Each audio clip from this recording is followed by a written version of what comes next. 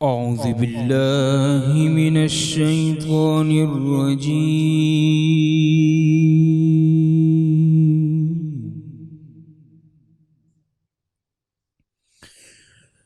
بسم الله الرحمن الرحيم.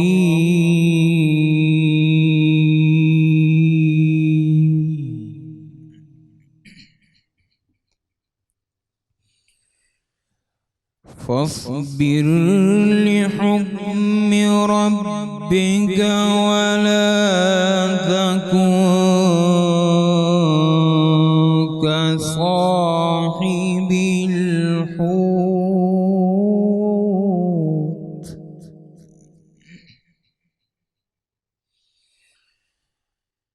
فاصبر لحكم ربك ولا تكن كصاحب الحوت إذ نادى وهو مكذوب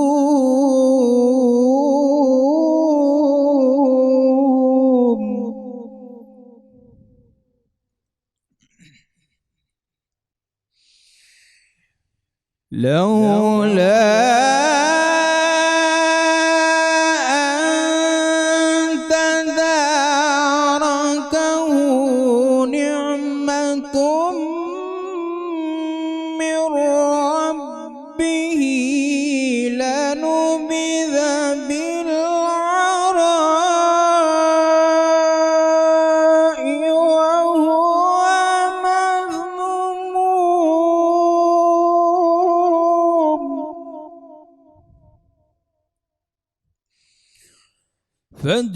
فاجتباه ربه فجعله من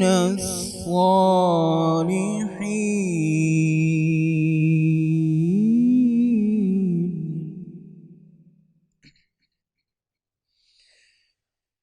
وإن يكاد الذين كفروا ليزلقونك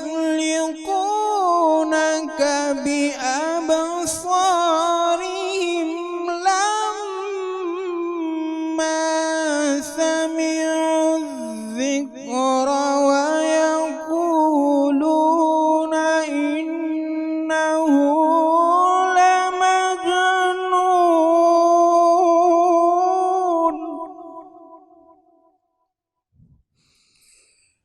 وما هو إلا ذكر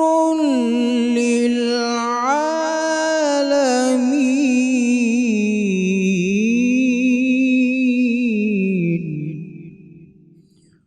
وما هو إلا ذكر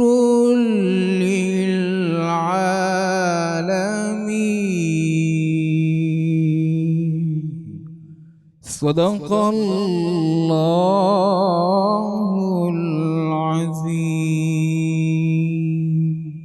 بسم اللہ الرحمن الرحیم. صدق اللہ العظیم.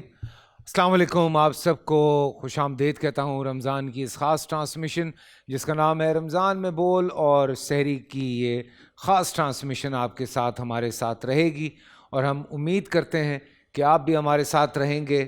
کوشش یہ ہوتی ہے ان اوقات میں کہ زیادہ سے زیادہ ہم جو بھی ٹاپک ہوتا ہے اس کو اسلام کی روح میں کس طرح سے آپ لوگوں کے سامنے لے کر آئیں، اس پہ زیادہ سے زیادہ بات ہو سکے.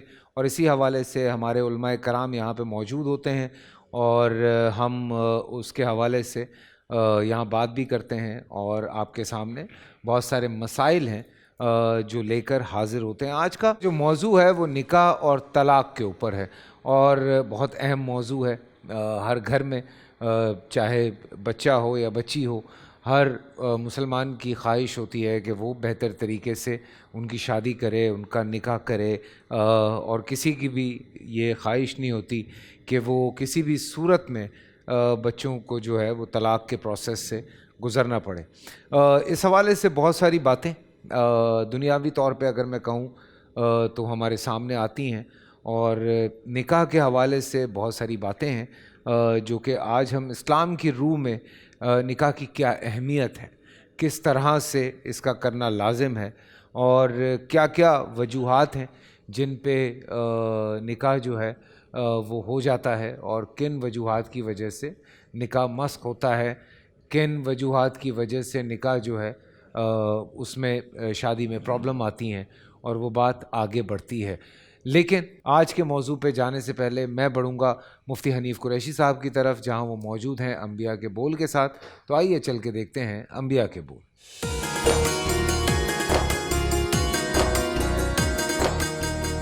بسم اللہ والصلاۃ والسلام علی رسول اللہ۔ معزز ناظرین و سامعین، آج کے ہمارے سلسلہ انبیاء کے بول میں ہم ذکر کریں گے حضرت ابو الانبیاء سیدنا ابراہیم خلیل اللہ علیہ السلام کا۔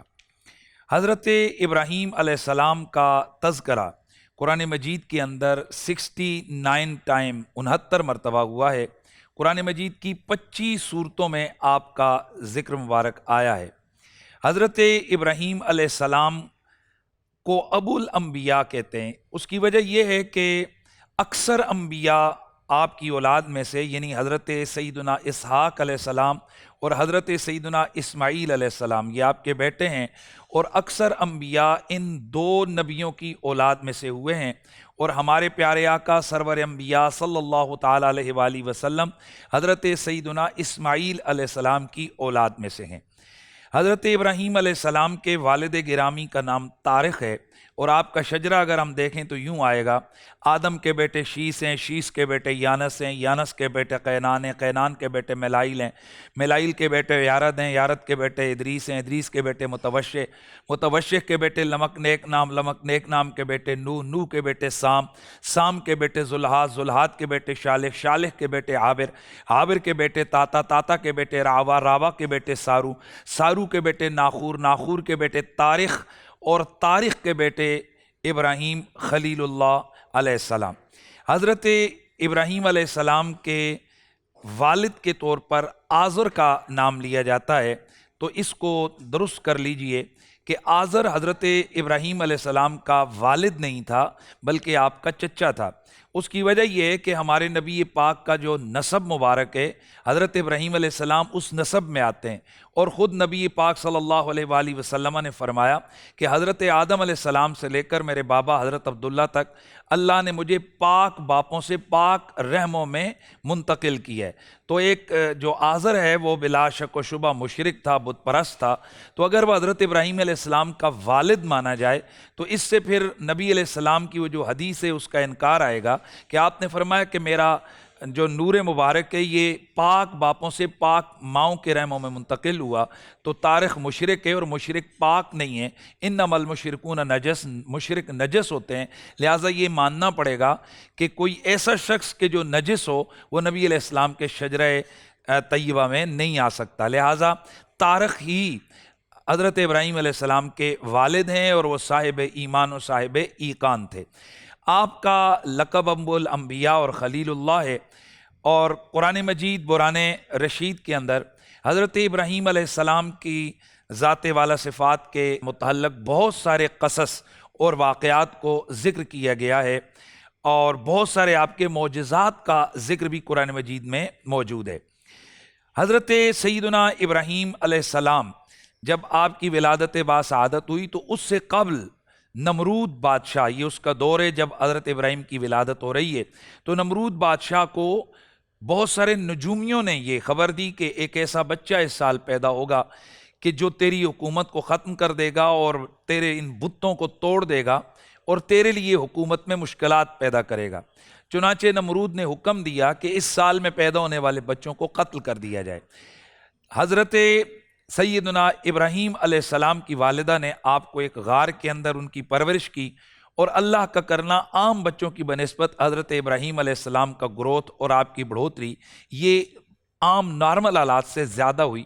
15 ماہ کے بعد حضرت سیدنا ابراہیم علیہ السلام کی والدہ ان کو غار سے باہر لے کر آئیں، تو یہ محسوس نہیں ہوتا تھا کہ یہ 15 ماہ کے ہیں، بلکہ زیادہ عمر کے محسوس ہوتے تھے، اور یہ اللہ وحدہ لا شریک کی ایک تدبیر تھی کہ جو حضرت ابراہیم علیہ السلام کی زندگی مبارکہ کو بچانے کے لیے تھی۔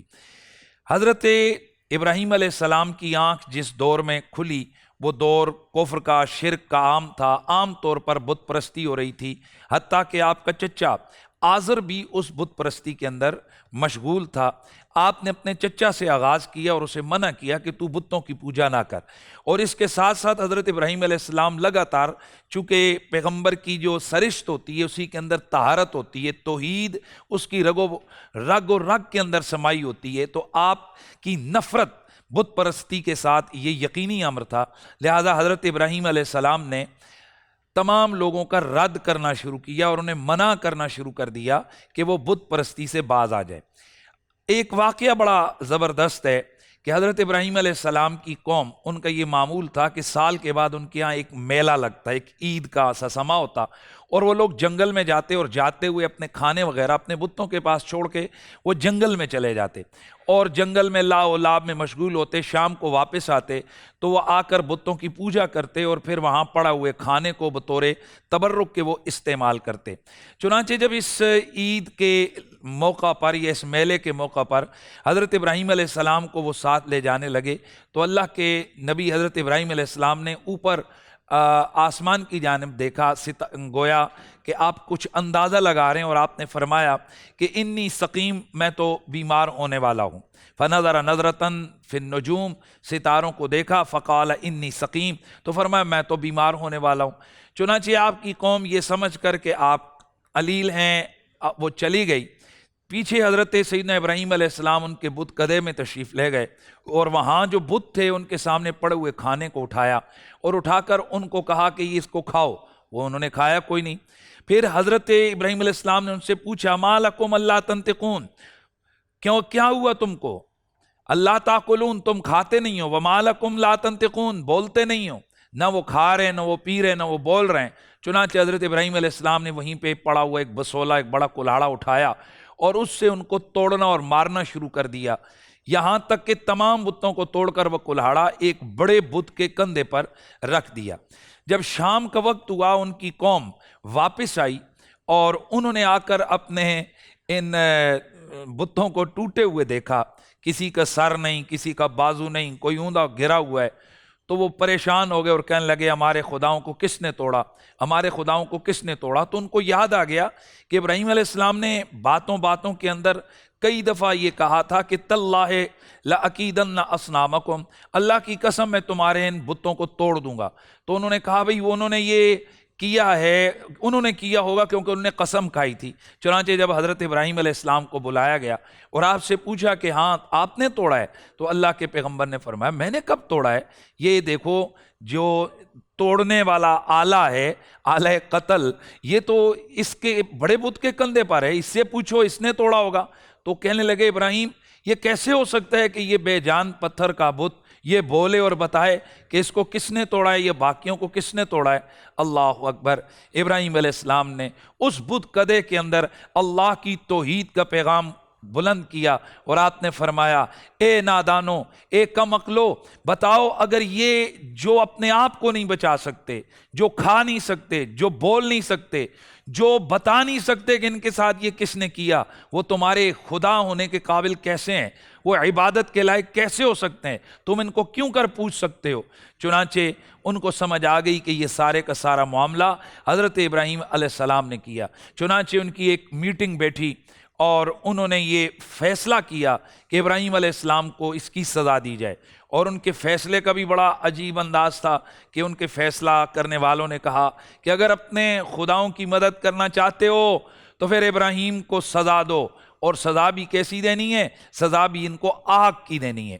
چنانچہ یہاں سر بھی ایک چیز بڑی عجیب ہے کہ یہ کیسے خدا ہیں، یہ کیسوں کو پوج رہے ہیں کہ جن کا بدلہ لینے کے لیے لوگ کھڑے ہو رہے ہیں اور لوگوں کو، پجاریوں کو کھڑا ہونا ہے۔ یہ عجیب قسم کے ان کے الہ اور خدا ہیں۔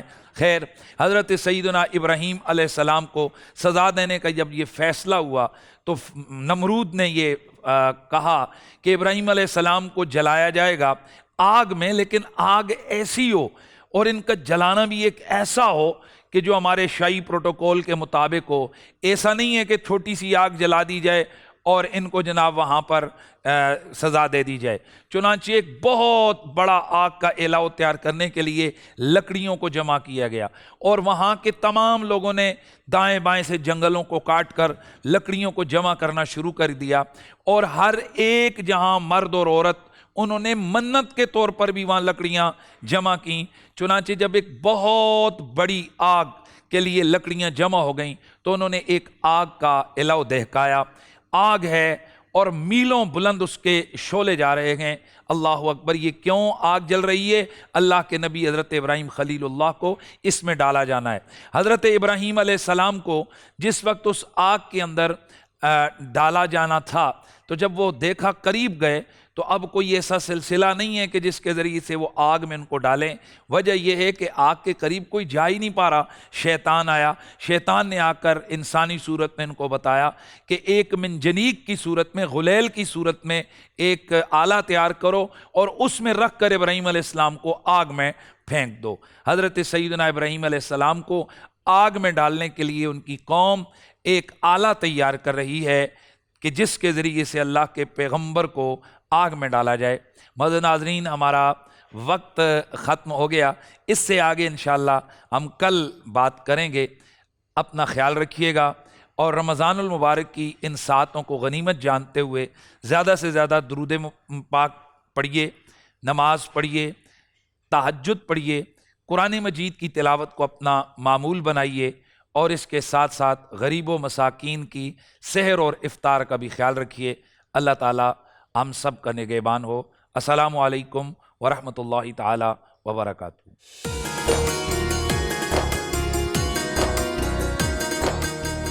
سبحان اللہ. خوبصورت بیان مفتی حنیف قریشی صاحب کی جانب سے حضرت ابراہیم علیہ السلام کا. اور حضرت ابراہیم علیہ السلام ہمارے وہ انبیاء کرام میں ایسی شخصیت ہیں جن کا قرآن پاک میں بہت ذکر آیا ہے. آلموسٹ اگر میں غلط نہیں ہوں تو 69 ٹائمز حضرت ابراہیم علیہ السلام کا ذکر آیا ہے. حضرت موسیٰ علیہ السلام، حضرت ابراہیم علیہ السلام، ان کا ذکر سب سے زیادہ. ماشاء اللہ ماشاء اللہ. اور آج جہاں تک یہ قصص الانبیاء کا سلسلہ ہے پہنچا ہے، میرے خیال سے حضرت ابراہیم علیہ السلام کا اگلے 2 دن اور آپ کو میرے خیال سے کور کرنے میں لگ جائیں گے. جی ہے نا. سو اوبویسلی کیونکہ اتنے واقعات ان کے موجود ہیں کہ وہ ڈسکس کرنے میں سمجھتا ہوں بہت ضروری ہیں. اور اللہ تعالیٰ نے جس طرح سے آپ کو 87 سال کی عمر میں حضرت اسماعیل علیہ السلام جو ہیں وہ آپ کو دیے اور حضرت اسماعیل علیہ السلام دنیا میں تشریف لائے، یہ بھی معجزے سے کم نہیں ہے کہ آپ 87 برس کی عمر میں باپ بنے. اور اینی وے آگے بڑھتے ہیں، آج کے ٹاپک کی طرف آتے ہیں. آج نکاح اور طلاق کے حوالے سے بہت اہم ٹاپک ہے اور میں اپنے بھائیوں کو، اپنی بہنوں کو یہ کہنا چاہتا ہوں کہ ضرور دیکھیں اور کوئی سوالات ہوں تو ہم سے ضرور رجوع کیجیے گا. اگر کوئی آپ کا ایک ایسا سوال جو ہمیں بعد میں موصول ہوا، میں کوشش کرتا ہوں کہ افطاری میں اس سوال کا جواب ضرور لے لوں. تو یہ ایک سلسلہ منقطع نہیں ہو جاتا، یہ جڑا رہتا ہے سلسلہ. اور میں جاننا چاہتا ہوں، پہلے میں حنیف قریشی صاحب کی طرف بڑھتا ہوں، پھر امین شہیدی صاحب کی طرف جاتا ہوں اور پھر پروفیسر صاحب کی طرف، کہ تینوں مسلک سے ہمیں جو جواب ہے وہ ایک متفق جواب، یا آپ یہ کہیں کہ ایک سالڈ آنسر جو ہے وہ مل جاتا ہے. کہیں پہ کچھ تھوڑا سا 19-20 ہوتی ہیں چیزیں، لیکن اس کا مطلب یہ نہیں ہوتا کہ وہ اختلاف رائے یا وہ اختلاف کسی لڑائی کا باعث ہے. تو نکاح کا شرعی اور لغوی مفہوم کیا ہے اور اس کی کتنی اقسام ہے؟ چھوٹا سا سوال ہے. جی یہ بڑا ہو جائے گا مجھے لگتا ہے. بسم اللہ والصلاۃ والسلام علی رسول اللہ. دیکھیں یہ چھوٹا سا سوال تو نہیں ہے، تھوڑا سا، لیکن ہم اپنے جو ہمیں محدود وقت ہے اس کے اندر کوشش کریں گے کہ اس کو کلیئر کریں. طلاق اس عقد کو کہتے ہیں کہ جو نکاح اس عقد کو کہتے ہیں کہ جو 2 مرد اور خواتین کے درمیان قائم ہوتا ہے، جس کے ذریعے سے وتی حلال ہوتی ہے مع اپنی شرائط کے۔ نکاح یہ ایک معاہدہ ہے مرد اور عورت کے درمیان کہ جس کی بہت ساری شرائط ہیں، جس کے بہت سارے مسائل ہیں۔ طلاق، یہ جو فوراً طلاق پہ آ رہا ہوں، جو نکاح ہے یہ نکاح بعض اوقات واجب ہوتا ہے، بعض اوقات یہ سنت ہوتا ہے، بعض اوقات یہ مستحب ہوتا ہے، اور بعض اوقات یہ نکاح ناجائز اور حرام ہوتا ہے۔ نکاح واجب کب ہوتا ہے؟ کہ جب آپ کے پاس شادی کرنے کے یعنی کہ نان اور نفقہ کی آپ کے پاس گنجائش موجود ہو، اور آپ کو اپنے نفس کے حوالے سے پریشانی لاحق ہو کہ آپ کسی غلطی میں یا برائی میں مبتلا ہو جائیں گے، تو ایسی صورت میں شریعت کہتی ہے کہ آپ کے لیے نکاح کرنا واجب ہے۔ ٹھیک ہے۔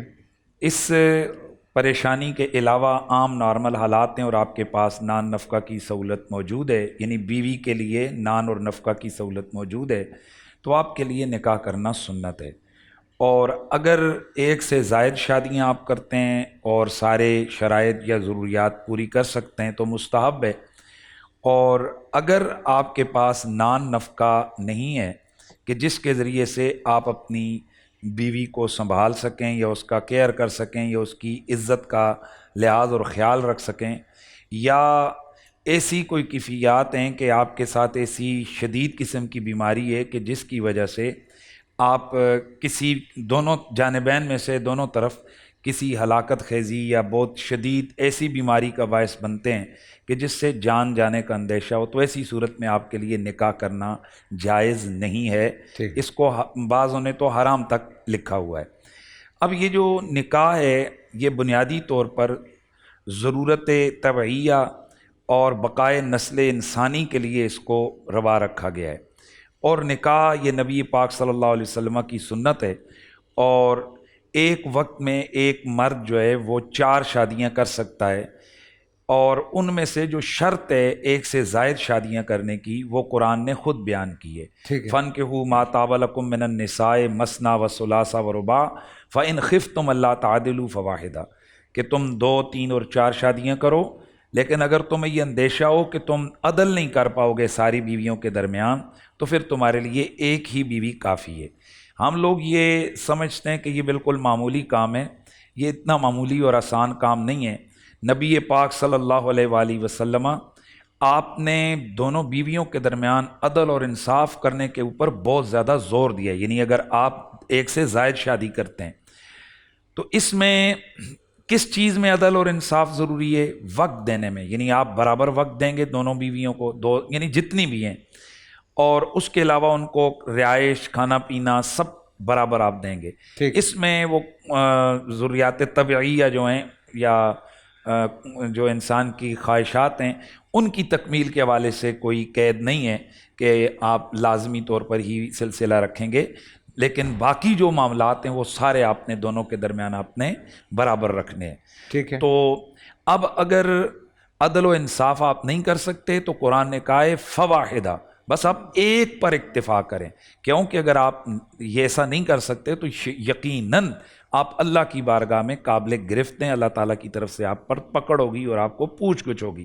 یہی وجہ ہے کہ نبی پاک صلی اللہ علیہ وسلم آپ ایام علالت میں شدید تکلیف کے عالم میں اس وقت بھی آپ فرما رہے تھے کہ اب میں کیا کروں، میں نے کس زوجہ کے جو ہے نا وہ باری ہے، یعنی اس کا خیال رکھ رہے تھے کہ مبادا کہ کسی ایک زوجہ کی باری ہو تو میں دوسری زوجہ کے گھر میں رہوں۔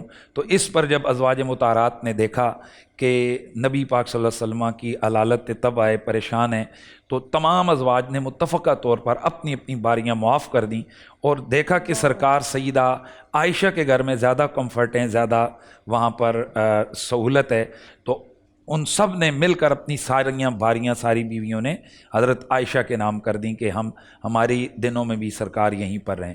یعنی اللہ کا نبی ہیں اور اس عالم میں کہ جب آپ شدید علالت کے اندر ہیں اس وقت بھی آپ یہی پریشان ہیں کہ بھئی کہیں کسی زوجہ کا حق نہ مارا جائے. تو یہ امت کے لیے تربیت ہے. جو لوگ بعض مذاقوں میں لگے رہتے ہیں او جی 2 کر لو 3 کر لو 4 کر لو, وہ یہ ذہن بھی رکھیں کہ اس کے ساتھ ساتھ شریعت نے کس قدر پابندیاں اور کس قدر سختیاں بھی رکھی ہیں. تو یہ جو ہمیں اللہ اور اس کے رسول کی طرف سے جو حق ملا تھا, جس میں بیوی شوہر کے لیے حلال ہوئی تھی, عورت مرد کے لیے حلال ہوئی تھی, تو یہ جو حق مرد کے ہاتھ میں آیا تھا اس کو توڑ دینے کا نام طلاق ہے. اس پہ ہم پھر بعد میں بات کرتے ہیں. فی الحال نکاح کے حوالے سے بات کریں گے اور پھر بعد میں ہم آہستہ آہستہ طلاق کی طرف چلیں گے. لیکن فی الحال چھوٹا سا ایک بریک سے واپس آتے ہیں تو آگے بڑھتے ہیں.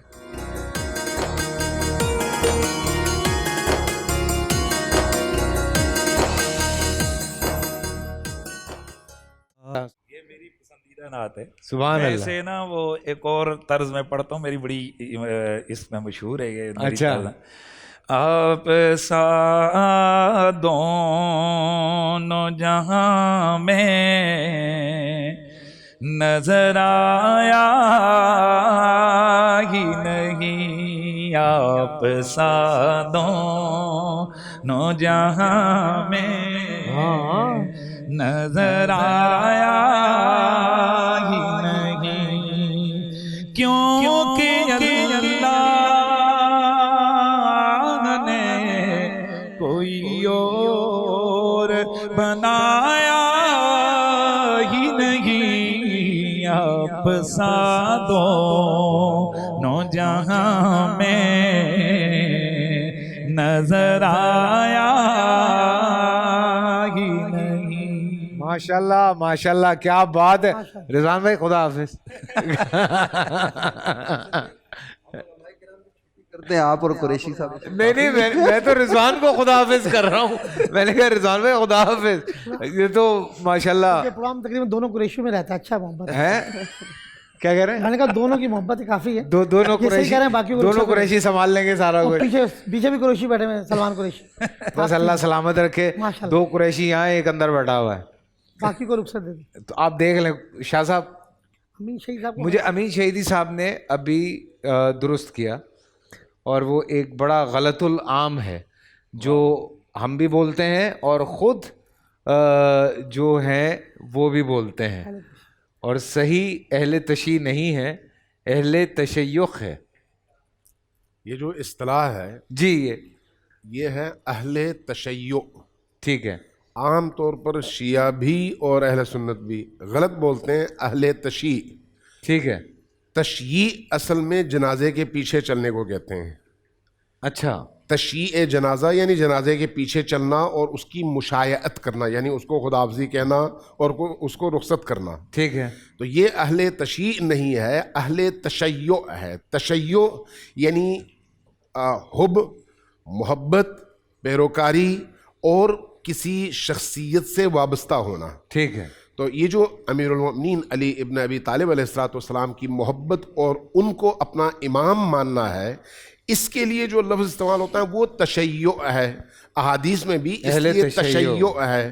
اقبال کا وہ بڑا معروف کلام ہے, میں نے وقفے میں آپ کو سنایا تھا. انہوں نے کہا کہ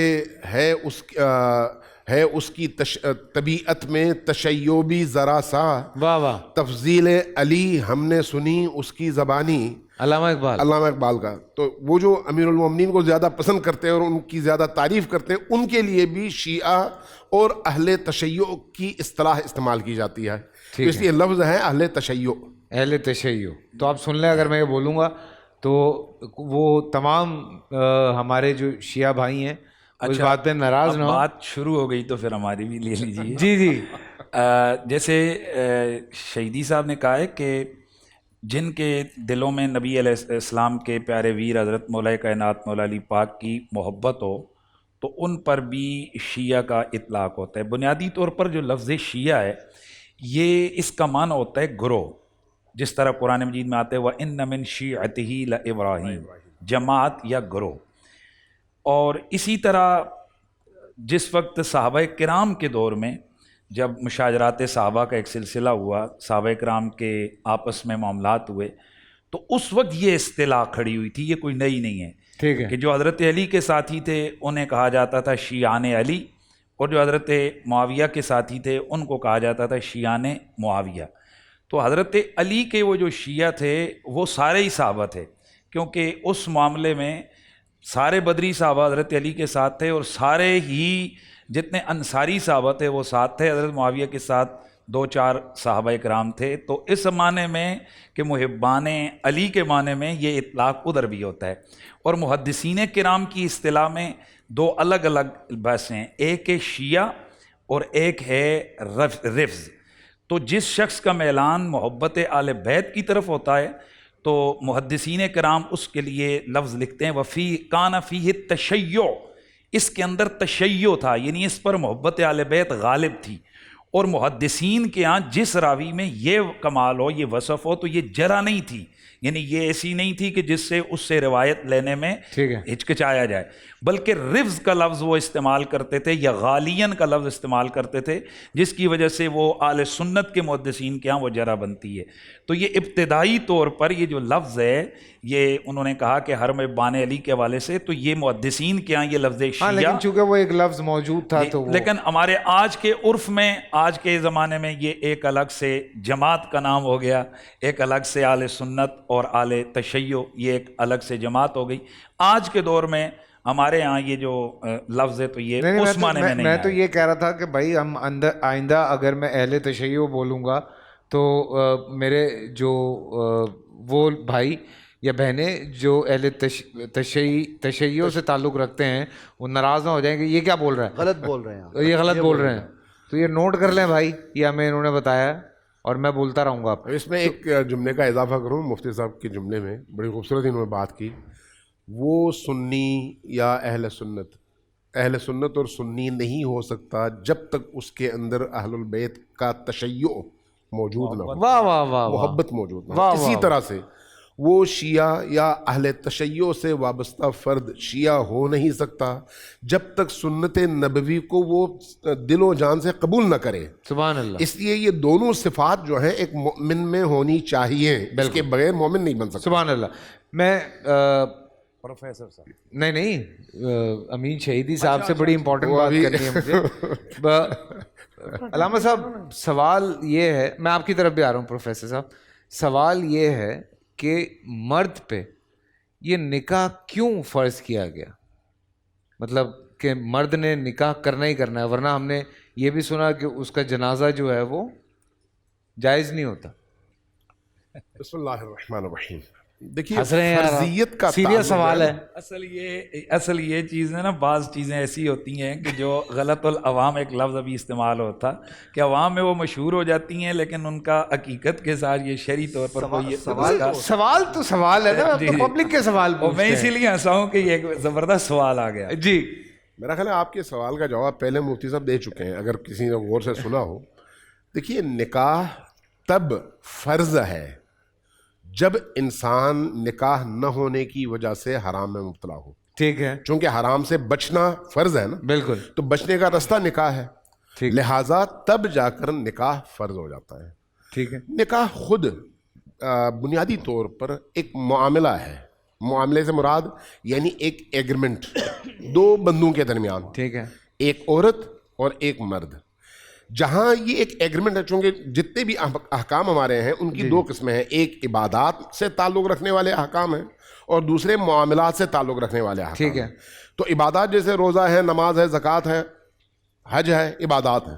یہ جو نکاح ہے کسی اور نکاح اور تجارت ہے, اس طرح کے معاملات ان کو معاملات کہا جاتا ہے, عبادات نہیں. ٹھیک ہے. لیکن اس کے اندر جو فلسفہ ہے, اگر اس فلسفے کو سامنے رکھ کر آدمی یہ کام کرتا ہے تو یہی معاملہ عبادت بھی بن جاتا ہے. سبحان اللہ. اب اگر ایک شخص اپنے آپ کو حرام سے بچانا چاہے تو اس پر فرض ہے کہ وہ نکاح کرے. اس لیے یہ بات ذہن میں رکھیے کہ شریعت نے نکاح کو نہ صرف نکاح کی تاکید بہت زیادہ کی ہے, بلکہ نکاح کو بہت آسان بھی بنایا ہے, بہت آسان بنایا ہے. چونکہ وہ انسان کی فطری ضرورت ہے, 2 حوالوں سے ضرورت ہے. ایک یہ کہ انسان اللہ کی نافرمانی کی جگہ اس کی اطاعت کے رستے پر قائم و دائم رہے, اور دوسرا ایک پاکیزہ نسل جو لا الہ الا اللہ محمد الرسول اللہ کہے، ایک ایسی نسل وجود میں آئے ان نسلوں کے مقابلے میں جو اللہ اور رسول کا انکار کرتے ہیں. ٹھیک ہے. لہٰذا نسل انسانی کو آگے بڑھانے کے لیے بھی نکاح ضروری ہے اور انسان کو حرام سے بچانے کے لیے بھی نکاح ضروری ہے. ٹھیک ہے. بنابراین نکاح آسان ہے، مشکل نہیں ہے، اور جہاں حرام میں پڑنے کا خدشہ ہو وہاں پر نکاح فرض ہے. جہاں پر آدمی حرام میں نہ پڑتا ہو وہاں پر اس پر فرض نہیں ہے، لیکن اس نے ایک سنت رسول کو ترک کیا ہے. سنت رسول، چونکہ نکاح سنت رسول تو ہے نا، بالکل. النکاح سنتی فمن رغب عن سنتی فلیس منی، یہ حدیث ہے نبی کریم کی کہ نکاح میری سنت ہے، اور جو اس سنت سے روح گردانی کرتا ہے، رخ موڑتا ہے، منہ موڑتا ہے، نہیں کرتا، وہ مجھ میں سے نہیں ہے، فلیس منی.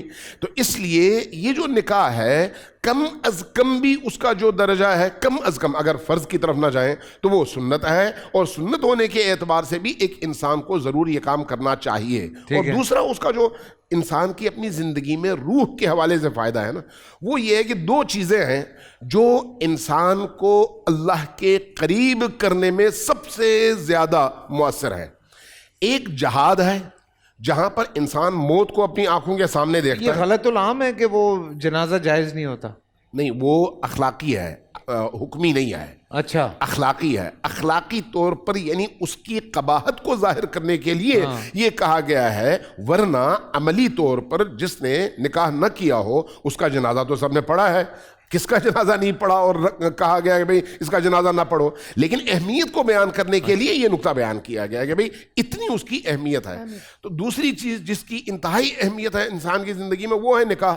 نکاح کے نتیجے میں انسان نکاح سے پہلے کسی اور دنیا میں ہوتا ہے، نکاح کے بعد پھر اس کے اندر خود اور خود محوری سے نکل کر دوسروں کی طرف توجہ کی ایک نئی کیفیت پیدا ہوتی ہے.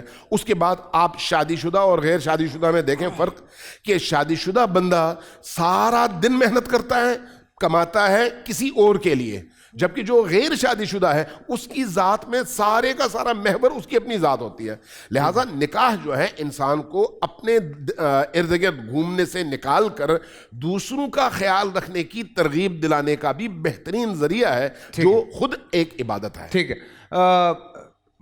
مفتی نوید عباسی صاحب، ایک بڑا امپورٹنٹ سوال ہے اور یہ سارے میں نیٹ پہ دیکھ رہا ہوں، اس لیے میں آپ سے پوچھ رہا ہوں. یہ سوال یہ ہے کہ مرد کو اجازت دی گئی ہے کہ آپ 4 نکاح کر سکتے ہیں، عورت کو یہ اجازت کیوں نہیں دی گئی کہ وہ 1 سے زائد نکاح کر سکتی ہے؟ بسم اللہ الرحمن الرحیم. دیکھیے، گزارش یہ ہے کہ نکاح یہ بنیادی طور پر ایک مرد اور عورت کا باہم تعلقات کا جائز قرار دینے کے لیے یہ عمل ہوتا ہے، اور اس سے نسل انسانی آگے بڑھتی ہے. جیسے یہاں بتایا گیا، یہ بھی بتا دیا گیا کہ یہ کبھی فرض ہوتا ہے، کبھی سنت، کبھی واجب. تو ایک آدمی، جیسے ابھی آپ نے سوال کیا تھا کہ ایک آدمی جو ہے وہ نکاح کی طاقت نہیں رکھتا. جی، طاقت 2 طرح سے ہوتی ہے. ایک تو مفتی صاحب نے وضاحت کر دی کہ اگر اس کے پاس طاقت نہیں ہے جو کھلانے پلانے کی اور جسمانی طاقت وہ رکھتا ہے تو وہ نکاح نہیں کرتا، تو ایسی صورت میں اس کو چاہیے کہ وہ روزے رکھے، یعنی فرض روزوں کے ساتھ ساتھ وہ نفلی روزے رکھے اور معاملات جو ہے وہ آگے بڑھائے. اب ہم آپ کے سوال کی جانب آتے ہیں. سوال آپ کا یہ ہے کہ جناب ایک مرد 4 شادیاں کر سکتا ہے اور ایک عورت کیوں 4 شادیاں نہیں کر سکتی؟ پہلی بات تو یہ 2 کی بات کر، ہاں 2 کی بھی کر لیں، 3 کی بھی کر لیں، 1 سے زائد کی. تو دیکھیے اس باب میں یہ معاملہ ہے ایک وقت میں، یعنی ایک عورت ایک وقت میں 2 شادیاں نہیں کر سکتی. بالکل. ایک وقت کے علاوہ تو وہ کر سکتی ہے، یعنی اس کا شوہر انتقال کر گیا، 4 ماہ 10 دن بعد اس کو اختیار ہے. اور ہمارے ہاں معاشرے میں بیوہ کو بٹھا دیا جاتا ہے، اس کی شادی نہیں ہونے دی جاتی. طلاق یافتہ ہے، وہ اپنے ایام گزارنے کے بعد دوسری شادی کر سکتی ہے. مطلقاً تو دوسری شادی پر پابندی نہیں ہے، لیکن دوسری شادی جب وہ کسی کے عقد میں ہے تو وہ اس کے نکاح میں رہتے ہوئے دوسرا نکاح نہیں کر سکتی، یہ پابندی ہے. ایک مرد ایک عورت کو نکاح میں رکھ کے دوسری سے نکاح کر سکتا ہے. آپ کا یہ غالباً اس جانب سوال ہے. تو اس میں یہ گزارش ہے کہ دیکھیے عورت کی عزت عظمت اس کا وقار اس میں ہے کہ وہ ایک وقت میں ایک شادی کرے، اور دوسرا ہم مکلف ہیں، ہم نے ہر حال میں اللہ کے نظام کو اپنے اوپر لاگو کرنا ہے، کوئی بات ہماری عقل میں آئے یا نہ آئے۔ اور دوسری بات یہ ہے کہ میں آپ سے ایک بات پوچھنا چاہتا ہوں، ایک عورت ہے وہ نسل انسانی کی بقا کا ذریعہ ہے، آج تو جدید دور ہے، ڈی این اے آ چکا ہے، لیکن اس پر بھی بحث ہے اب بھی کہ کیا ڈی این اے سے نسب ثابت ہو سکتا ہے یا نہیں۔ یہ ایک بہت بڑی ابھی بحث ہے، اس پہ کبھی آپ پروگرام کریں تو پھر بات ہوگی۔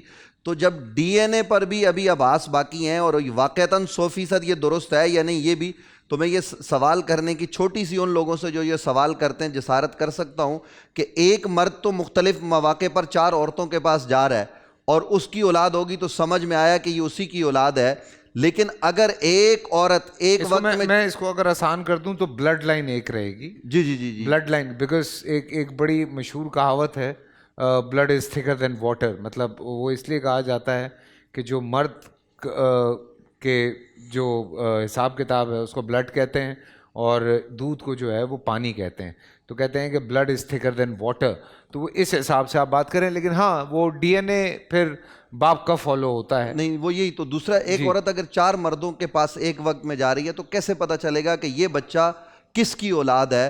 تو نسب ہی نہیں ثابت ہوگا، پوری انسانیت کے نظام نسب میں بگاڑ آ جائے گا۔ اس لیے شریعت نے یہ جو اصول دیے نا یہ فطرت کے مطابق ہیں کہ ایک آدمی اپنے نکاح میں 4 عورتیں رکھے، 3 رکھے، 2 رکھے، 1 رکھے، اس کی تفصیل بیان کر دی گئی ہے، لیکن ایک عورت ایک وقت میں ایک ہی مرد کے نکاح میں ہو سکتی ہے ازروِ شریعت۔ اور یہ اس پر میں توجہ دلانے کے لیے یہ بات کرنا چاہتا ہوں کہ عورت کا کام ہے کہ وہ مرد کے معاملات کی بھی نگہبانی کرے اور اس کی عزت کی بھی حفاظت کرے، یعنی اگر مرد گھر میں موجود نہیں ہے تو وہ کسی اور سے کوئی تعلق نہ رکھے، وہ اپنے مرد کا ہر حال میں انتظار کرے اور تعلق اسی سے ہونا چاہیے۔ سبحان اللہ سبحان اللہ۔ میں ایک جملے کا اضافہ کروں، آپ نے بڑی خوبصورت بات کی ہے انہوں نے، لیکن ایک جملے کا اضافہ کرنا چاہوں گا۔ دیکھیں ایک عورت جو ہے نا ایک وقت میں 2 مردوں کو نہیں چاہ سکتی فطری طور پر، جبکہ مرد اس قید سے آزاد ہے فطری طور پر۔ یعنی آپ دیکھیں کرسی سے کرسی کی توقع رکھیں، میز سے میز کی، دونوں کی شخصیتیں اور تعارف جدا جدا ہیں، استعمال جدا جدا ہیں۔ مرد کو اللہ نے اس طرح سے بنایا ہے کہ اس کی زندگی میں شریک آ سکتی ہے 2 عورتوں کی صورت میں، 3 عورتوں کی صورت میں، لیکن عورت کو اس طرح سے نہیں بنایا، اس لیے خود عورت کے اپنے اندر اس کا اپنا ضمیر اس کی ملامت کرتا ہے اگر بیک وقت 2 مرد اس کی زندگی میں ہوں۔ پھر دوسری طرف ایک عورت گھر اور خاندان کو تشکیل دینے میں سب سے بنیادی اکائی ہے، عورت کے بغیر گھر تشکیل نہیں پاتا۔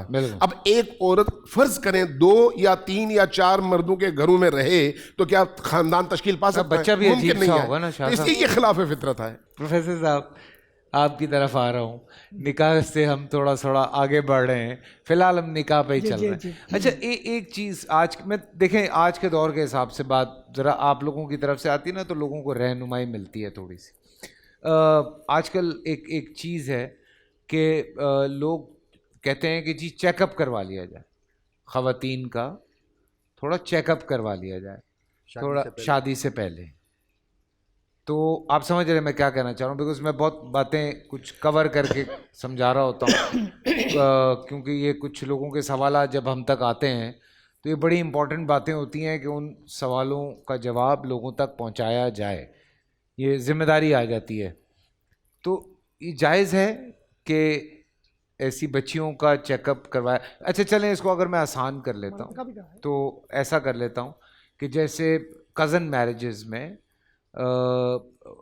کیونکہ وہ بلڈ کا تھوڑا ایشو آتا ہے، پھر اس کے بعد تھیلیسیمیا اور کچھ اس طرح کی پرابلمز آتی ہیں، تو نکاح سے پہلے یہ بچیاں جو ہیں یہ چیک اپ کروا سکتی ہیں؟ بالکل، اس میں کوئی حرج کی بات نہیں۔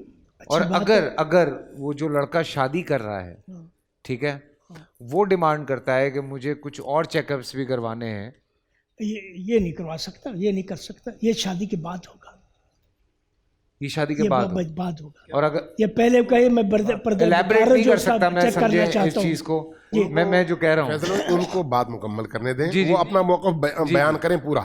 یہ کہہ رہا ہوں کہ ان سے عرض کر رہا ہوں کہ اس کو ذرا بتا دیں کہ اس کی کیا مطلب ہے کہ شادی کے بعد کیا ہے اور شادی کے پہلے کیا ہے۔ وہ آپ سمجھ رہے ہیں میں کیا کہہ رہا سمجھ گیا ہوں اس بات کو. یہ ہوتا ہے کہ عورتوں کو اللہ نے پردہ بکارت دیا ہے, سبحان اللہ. اور وہ پردہ بکارت جو ہے سہاگ رات میں پتہ چلتا ہے. اس کا پہلے سے یہ معلوم کرنا کہ کیسی ہے. یہ پردہ بکارت کسی طرح بھی پھٹ سکتا ہے, اچھلنے کودنے سے بیٹھنے سے پھٹ سکتا ہے. اب پردہ بکارت بچی ہے, سیڑھیوں پر چڑھ کے اس کا پردہ بکارت پھٹ گیا. اگر یہ شخص اس کا دیکھتا ہے اس کا پردہ بکارت تو پھٹا ہوا ہے, کہ میں نے شادی نہیں کرتا, اسلام اس کی اجازت نہیں دیتا. یہ پردہ بکار یہ ایک پردہ ہے, یہ رات شادی کے بعد اس کا ہوگا بچہ, سمجھے نا. یہ بات یہاں تک ہے, اس کے آگے نہیں بڑھنی چاہیے. ٹھیک ہے. باقی یہ رہا کہ جو آپ نے سائنٹیفکلی جو ٹیسٹنگ وغیرہ کرواتے ہیں, جو آپ نے یہ کہا کہ اب دیکھیں نکاح جو ہے نا یہ انسانی تمدن اور تہذیب کی بنیاد ہے. ٹھیک ہے. اس پر انسانی تمدن قائم ہے, اور اس پر اللہ تعالیٰ نے اس میں ایسی اس کی آیات من آیات یعنی خلق لکم من انفسکم ازواجا لتسکنوا الیہا وجعل بینکم مودۃ ورحمۃ ان فی ذلک لآیات لقوم یتفکرون. اللہ تعالیٰ فرماتے ہیں ہم نے تمہاری جنس سے تمہاری بیویاں بنائیں تاکہ تم اس کو سکون پاؤ. اللہ تعالیٰ نے شادی کو انسان کے لیے باعث سکون بنایا, اور پھر اللہ دو چیزیں فرمائی, وَجَعَلَ بَيْنَكُمْ مُوَدَّةً وَرَحْمَةً, تمہارے درمیان اللہ نے مودت اور رحمت رکھی. اب دیکھیں مودت جو ہوتی ہے جب انسان جوان ہوتا ہے اس وقت صنفی خواہشات کی وجہ سے مودت ہوتی ہے, لیکن جب بوڑھے ہو جاتے ہیں اس میں وہ محبت اور زیادہ بڑھ جاتی ہے. یہ اللہ کی نشانیاں ہیں, اللہ کی نشانیوں میں سے یہ شادی ہے. آپ دیکھیے اللہ کا نظام دیکھیں, آپ جتنے جانور پائے جاتے ہیں ان کے جنسی ملاپ کا ایک وقت ہے.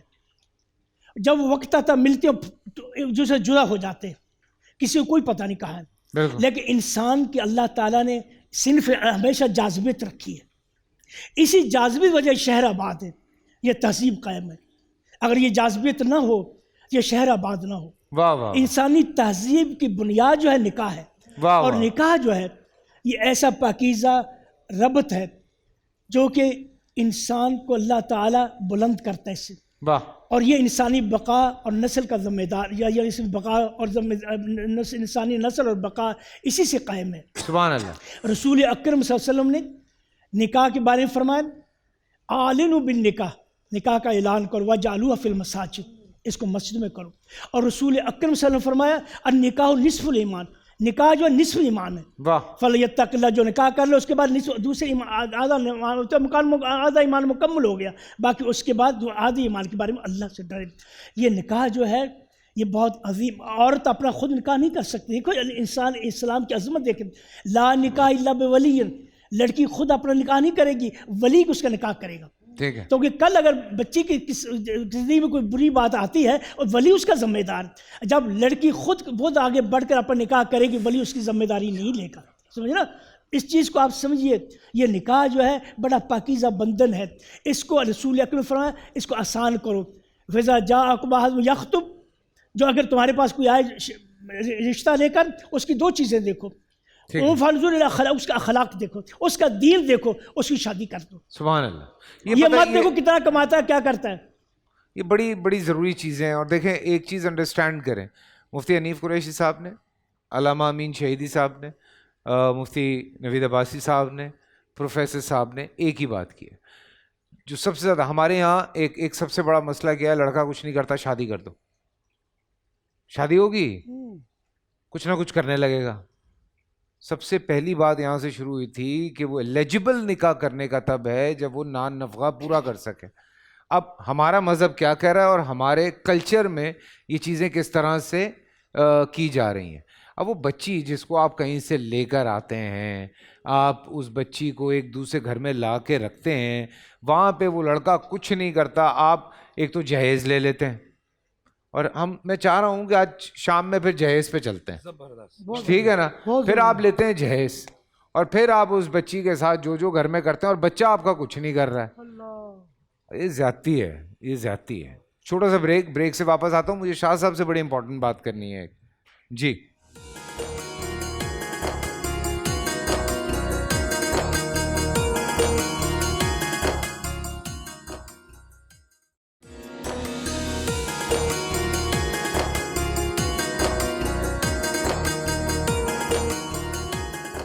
جی ہاں، welcome back after the break. اور شاہ صاحب کی طرف میں جا رہا ہوں. اب آپ کو مزے کی بات یہ بتاؤں کہ ہمارے جو علامہ سید محمد علی شاہ صاحب ہیں, نکاح بھی آپ پڑھاتے ہیں, نکاح خواں ہیں آپ ماشاءاللہ سے. کیا بات ہے شاہ صاحب, سارا کچھ چل رہا ہے نا یار. ہاں یہ دیکھیں شاہ صاحب, مجھے ایک بات بتائیں. میں نے بہت ساری شادیوں میں یہ دیکھا کہ جب نکاح خواں نکاح کروا رہے ہوتے ہیں, بغیر بچی کو بتائے سارے جو کالم ہیں وہ کاٹ کے سائن کر دیتے ہیں اور وہ نکاح کروا دیتے ہیں. سارے وہ جو کالم ہوتے ہیں, جو تمام شرائط ہوتی ہیں, ان پہ لائن لگی ہوئی ہوتی ہے. مجھے کوئی اگر پورے وہ بھرے ہوئے نکاح فارم کسی کے پاس موجود ہوں تو مجھے ضرور بھیجیے گا. میں دیکھنا چاہتا ہوں کہ پورے فارم کس نے بھرے ہوئے ہیں وہ والے. بسم اللہ. جی بسم اللہ الرحمن الرحیم. بسم اللہ. اصل میں مسئلہ یہ ہے سر, ہم سارا قصور قاضی پہ ڈال دیتے ہیں. قاضی کا نہیں ہوتا, ناراض نہیں ہونا. ہمارے گھر والی بہن بیٹی کو عزت نہیں دے رہے ہوتے, جو اس کے ولی ہیں, اس کے باپ ہیں, بھائی ہیں, ان کو چاہیے اپنی بچی کو بیٹی کو عزت دیں, مقدم کریں, اس کی خواہشات پوچھیں. اس کو قاضی کے پاس تو جب آتی بیچارہ اس پہ پردہ ڈلا ہوا ہوتا ہے, فوٹوگرافر تصویریں کھینچ لے, باتیں کر لے, سب ہے. قاضی تو بیچارہ بندھا ہوا آتا ہے, آ کے کہتے ہیں سر آپ بس پوچھ لیں. وہ تو آپ کے لیے پردہ کرواتے ہیں نا. اچھی بات ہے, بہت ضروری ہے, ہمارے لیے بھی کرائیں تو بہت اچھا ہے. میری گزارش یہ ہے, اصل میں قاضی صاحب کو تو بیچارے کو وہ سمجھ لیں نکاح تو وہ آپ کو حیرت ہوگی, فنکاروں کو, گلوکاروں کو وہ لاکھوں کروڑوں روپے دیتے ہیں. آپ کو پتہ ہے قاضی کو ان کو پتہ نہیں ہوتا, بیچارہ قاضی کھڑا ہوتا ہے, ان کو یاد آتا ہے قاضی صاحب کو بھی فیس دینی ہے. کئی ایسے لوگ ہوتے ہیں وہ اس کو قاضی کی فیس, کئی تو پہلے لے لیتے ہیں. نہیں ہمارے پہلے ہم نہیں لیتے سر, نہ کوئی قاضی پہلے نہیں لیتا. آپ معلومات لیجیے گا, اگر غلط ہو تو مجھے بتائیے گا. ایسا نہیں. قاضی کہتے کیسے ہیں؟ جو نکاح خان ہے سر, وہ آگے رجسٹر جو فیصلہ کرتا ہے. جی بالکل صحیح. آج تو سر جو فیصلہ کرنے والے ان کے فیصلے آپ کے سامنے. ہمارے لوگ سنیں, آپ لوگ خود انڈر اسٹیمیٹ کر رہے ہیں اپنے آپ کو. آپ اگر چاہیں نا آپ سچویشن بدل سکتے ہیں, بالکل بدل سکتے ہیں. اچھا آپ کہ میں نہیں کروں گا, پہلے بچی سے پورا فل کروائیں, بچی سے فل کروایا جائے. اور یہ فارم تو قاضی فل کرتا ہے, وہ بتاتا ہے کہ بھائی نان نفقہ ہے, اس میں شرائط بھی ہوتی ہے کہ لڑکی سے پوچھا جائے, دوسرے نکاح کی اجازت کا معجل ہے, غیر معجل ہے, معجل ہے, غیر معجل ہے. سر وہ نکاح لڑکی کے جو گھر والے ہوتے ہیں وہ کہتے ہیں سارے غیر معجل کروا کے بعد میں معاف کروا لیتے ہیں. پوچھ رہے ہوتے ہیں. ہاں حقیقت یہی ہے کہ بچی سے بھی پوچھا جائے, بچے سے بھی پوچھا جائے. سر آپ تو نکاح کی بات کریں, میں جیسے آپ سے عرض کر رہا تھا, ماشاءاللہ انہوں نے نکاح کے فضائل بیان کیے. حضرت نے حدیث پڑھی کہ النکاح من سنتی فمن راغبان سنتی فلیس منی. پہلے نا آپ لوگوں کو یہ بولیں کہ ایک تو وہ فارم پورے بھرنے, اور نکاح میں جو حق مہر ہے وہ معجل ہونا چاہیے. سب سے سب اس موضوع پر سنیں ایک منٹ اس پہ ذرا بات کریں. صرف ایک جملہ, یہ جو نکاح کے فارم کا موضوع ہے نا, انتہائی اہم موضوع ہے. بالکل اس پر سب بولیں, تھوڑا سا اس کو کھولیں, موضوع کو کھولیں, چونکہ یہ اصل چیز ہے جس سے عورت کے حقوق پامال ہوتے ہیں. جی حقیقت یہی ہے کہ قاضی کو چاہیے کہ جو نکاح میں ہے, جیسے حق مہر کی ہے, لڑکی سے بھی پوچھا جائے کہ کیا حق مہر رکھا جائے. سر یہاں تو لڑکی کی بات مرضی سے شادی نہیں ہو رہی ہوتی, آپ کیا بات کریں. وہ بیچاری ہمارے ایسی حقیقت ہے, انڈر اسٹیمیٹ کرتے ہیں لوگ اپنے آپ کو. کیوں آج کل رائے کہاں لی جاتی ہے ہر جگہ, کئی آپ برادریوں میں دیکھ لیں نہیں رائے لی جاتی. سر بیچارے مسلط میں, اب آپ کو بھی پتا ہے, مجھے بھی پتا ہے, جہاں برادری ہے وہاں ایسا ہو رہا ہے. جی اگر لڑکیوں کے حقوق پہ جائیں گے سر, حقیقت ہے کہ کئی جگہ نہیں, ایک جگہ ہے کہ سر جہاں تعلیم کی کمی ہے, شعور کی کمی ہے, وہاں بیچاری بچی سے بغیر پوچھے رشتہ طے کر دیتے. بچی سے اجازت کہاں طلب کرتے کہ بھئی یہ بیٹا, ورنہ حکم تو یہ ہے کہ اس میں بھی شریعت نے اجازت دی کہ ایک مرتبہ لڑکے اور لڑکی کو بٹھایا جائے, وہ ایک نظر ایک دوسرے کو دیکھیں, اس کی بھی اجازت ہے. سر لڑکی سے پوچھا جائے حق مہر کیا رکھا جائے, اور شرائط بھی اس میں ہوتی ہے, دان و نفقہ طے کیا جائے, ماہوار خرچ جو ہے یہ سب فارم میں موجود ہوتا ہے. ایک فارم میں یہ بھی موجود ہوتا ہے کہ کیا نام ہے اس کا, اور کوئی خاص شرائط. تو میری گزارش یہ ہے, آپ صحیح کہہ رہے ہیں کہ لڑکی کو بھی فارم پہلے پڑھایا جائے, اسے پوچھا جائے, لڑکے کو بھی پتہ ہو. اور آج کل تو سر ناراض نہیں ہوئے گا, لڑکی سے پہلے سے ذہن بنا دیا جاتا ہے. وہ لڑکی کی بہنیں کہتی ہیں کہ آپ ہمارے بھائی کو جو ہے نا حق مہر معاف کر دینا. وہ اندت طلب اور غیر معجل کے چکروں میں کیا ہوتا ہے, فخر محسوس کرتے ہیں. سر سب سے افضل نکاح تو وہ ہے کہ بر وقت اس کو جو ہے نا حق مہر پیش کیا جائے. بالکل. آج کل تو بیچارے لڑکی والے اتنے دبے ہوتے ہیں, حق مہر وہ کیسے میں شاہ صاحب کو تنگ کر رہا تھا, لیکن میں آپ کو سچی بات بتاؤں, معجل, ارے بھائی آپ وہ پیسے دیں گے لڑکی کو جو جہیز لے رہے ہیں, وہ کہاں سے پیسے دیں گے؟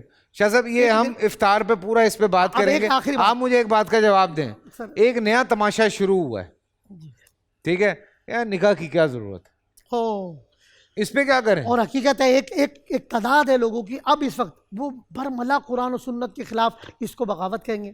اس کو سرکشی کہیں گے. وہ برملا میڈیا پہ کہتے ہوئے نظر آتے ہیں کہ نکاح کی کیا ضرورت ہے, مجھے تو گھر بیٹھے ہوئے دودھ مل جاتا ہے, مجھے گائے پالنے کی کیا ضرورت ہے. جب ہمارے حکمران میں سے کوئی شخص ایسی بات کر رہا ہو اور وہ میڈیا پہ چل رہا ہو, تو میں کہتا ہوں علماء کو فتوے دینے چاہیے ایسے شخص کے لیے جو علل اعلان اسلام کے خلاف بغاوت کر رہا ہے, سنت سے سرکشی کر رہا ہے, اور لوگوں کو اکسا رہا ہے اس کا یہ بیان کہ بھئی نکاح کی کیا ضرورت ہے. میں آپ کو سلام پیش کروں گا کہ آپ اس آدمی جو ہاں میڈیا پر بھی ہو اور سر یہ آواز بلند کرنی چاہیے. قرآن کہہ رہا ہے یغنیہم اللہ من فضل, اللہ فرما رہا ہے کہ اگر یہ کمزور بھی ہوں گے اور نکاح کریں گے میں اپنے فضل سے ان کو غنی کر دوں گا. یعنی اللہ تعالیٰ اس میں ترغیب دلا رہے کہ بھئی نکاح کرو, اگر تم کمزور بھی ہوگے اللہ اپنے فضل سے غنی کر دے گا. اور قرآن سنت کہہ رہی ہے کہ نکاح کرو, ترغیب دلائی جا رہی ہے. تو خدا را جو شخص سنت کا انکار کر رہا ہے, جیسے حضرت نے فرمایا کہ ایک حالت ایسی ہے کہ نکاح فرض ہے, واجب ہے, ایک حالت ایسی ہے کہ نکاح سنت ہے. تو جب اللہ معاف کرے علمان والحفیظ کہ جو شخص سنت کا مذاق اڑا رہا ہو تو اس کے لیے اسلام کا کیا حکم ہوگا. تو میں ایسے ہاتھ جوڑ کے کہوں خدا را قرآن اور سنت کے ساتھ اسلام کے ساتھ کھلواڑ نہ کریں.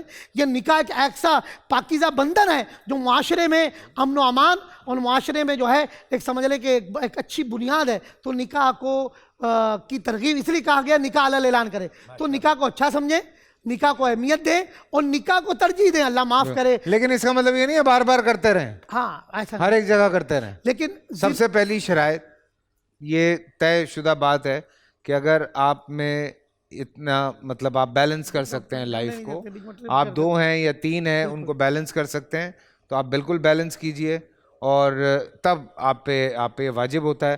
لیکن غالباً اس میں بیوی کی رضامندی شامل ہے, پہلی بیوی کی, یا آپ بغیر رضامندی کے؟ یہ جو آپ نے وہ کیا ہے نا جی نکاح فارم کے حوالے جی سے, جی, ایک تو میں یہ چاہتا ہوں کہ ہماری ٹو دا پوائنٹ بات جائے تاکہ سننے والے ہماری بات سے کچھ مفہوم اخذ کریں, ان کا ٹائم ضائع نہ ہو. جو نکاح فارم کے حوالے سے چیزیں ہیں, بعض چیزیں تو نکاح فارم میں بالکل اچھی ہیں اور بعض چیزیں ایسی ہیں کہ جو نکاح فارم میں سمجھتا ہوں کہ وہ خلاف شریعت ہیں. یہ جو ایک شک ہے نکاح فارم میں, مجھے یہاں سوری ٹو سے سندھ کا پتہ نہیں ہے, ہمارے پنجاب اور KPK میں یہ شک ہے کہ کیا عورت جو ہے وہ دوسری شادی پر اس نے پابندی لگائی ہے یا نہیں لگائی ہے.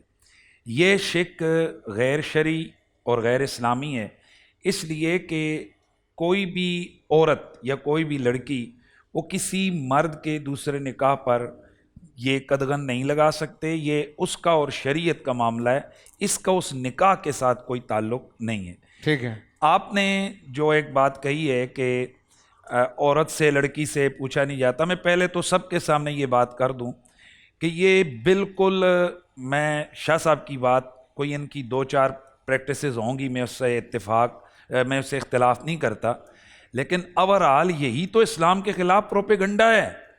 یہی تو ہمارے اوپر انگلیاں اٹھائی جا رہی ہیں کہ جی لڑکی کی رضامندی کے بغیر شادی ہوتی ہے اور پسند کی شادی کی اسلام اجازت نہیں دیتا. یعنی یہ ایسا وویلا کیا جاتا ہے کہ جس پر عام لوگ یہ سمجھتے ہیں کہ یار واقعی اسلام کے اندر ایسا ہے. بھائی پہلی بات یہ کہ قرآن کا پہلا لفظ ہی کیا ہے, فَانْكِحُوا مَا طَابَ لَكُم مِّنَ النِّسَاءِ, اس لڑکی سے شادی کرو عورت سے کہ جو تمہیں پسند ہو.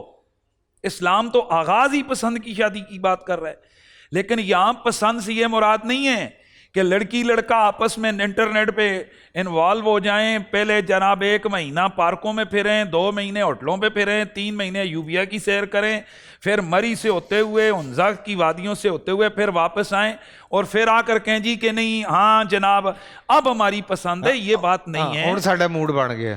اور پھر جو اگلی بات ہے کہ جو اس کے ولی ہے, ولی کا مطلب کیا ہے, ولی کا جو ولی اقرب ہے اس کا والد ہے. اور ایک والد میں سمجھتا ہوں کہ لڑکی سے زیادہ اس معاملے میں وری ہوتا ہے کہ میری بیٹی کا کیا معاملہ, میری بیٹی کا مستقبل کے معاملات کیا ہوں گے. تو اب اس میں وہ جو عمومی طور پر شکوں میں آپ نے جو کہا ہے وہ کراس مارا ہوا ہوتا ہے, وہ ہم لوگ خود نکاح پڑھاتے ہیں, وہاں پر جو ضروری شکیں ہوتی ہیں وہ تو ہے, لیکن اس میں زیادہ تر شکیں دوسری شادی کے حوالے سے ہیں. تو عموماً وہاں ایک لفظ اوپر ہم فرسٹ خانے میں لکھ دیتے ہیں کنوارا یا کنواری, نیچے سارے کو کراس مار دیتے ہیں کیونکہ آگے لکھا ہوتا ہے دوسری شادی, اس کی ڈیٹیل, تو سارے کو ہم لوگ کراس مار دیتے ہیں کہ اس کا مقصد ہی نہیں ہے. ٹھیک ہے. اور جہاں پر شرائط نکاح ہیں, شرائط نکاح کے اندر بعض اوقات لکھا جاتا ہے کہ یہ نان نفقے کے حوالے سے وہ ساری چیزیں فل ہوتی ہیں اور ان کو کروانا بھی چاہیے. بالکل. بعض جگہ پر ہم دیکھتے ہیں کہ بعض ماں باپ کہتے ہیں اب یہ ٹھیک ہے جی ہو گیا ہمارا کوئی نہیں ہے, اور 2 مہینے کے بعد وہ لوگ جناب عدالت کے باہر کھڑے ہوتے ہیں, کہتے ہیں کہ جناب یہ ایسے ہو گیا. تو اس حوالے سے یہ بنیادی طور پر معاملہ آگے میں وقت. جی چھوٹا سا بریک سے واپس آتے ہیں, کہیں مت جائیے.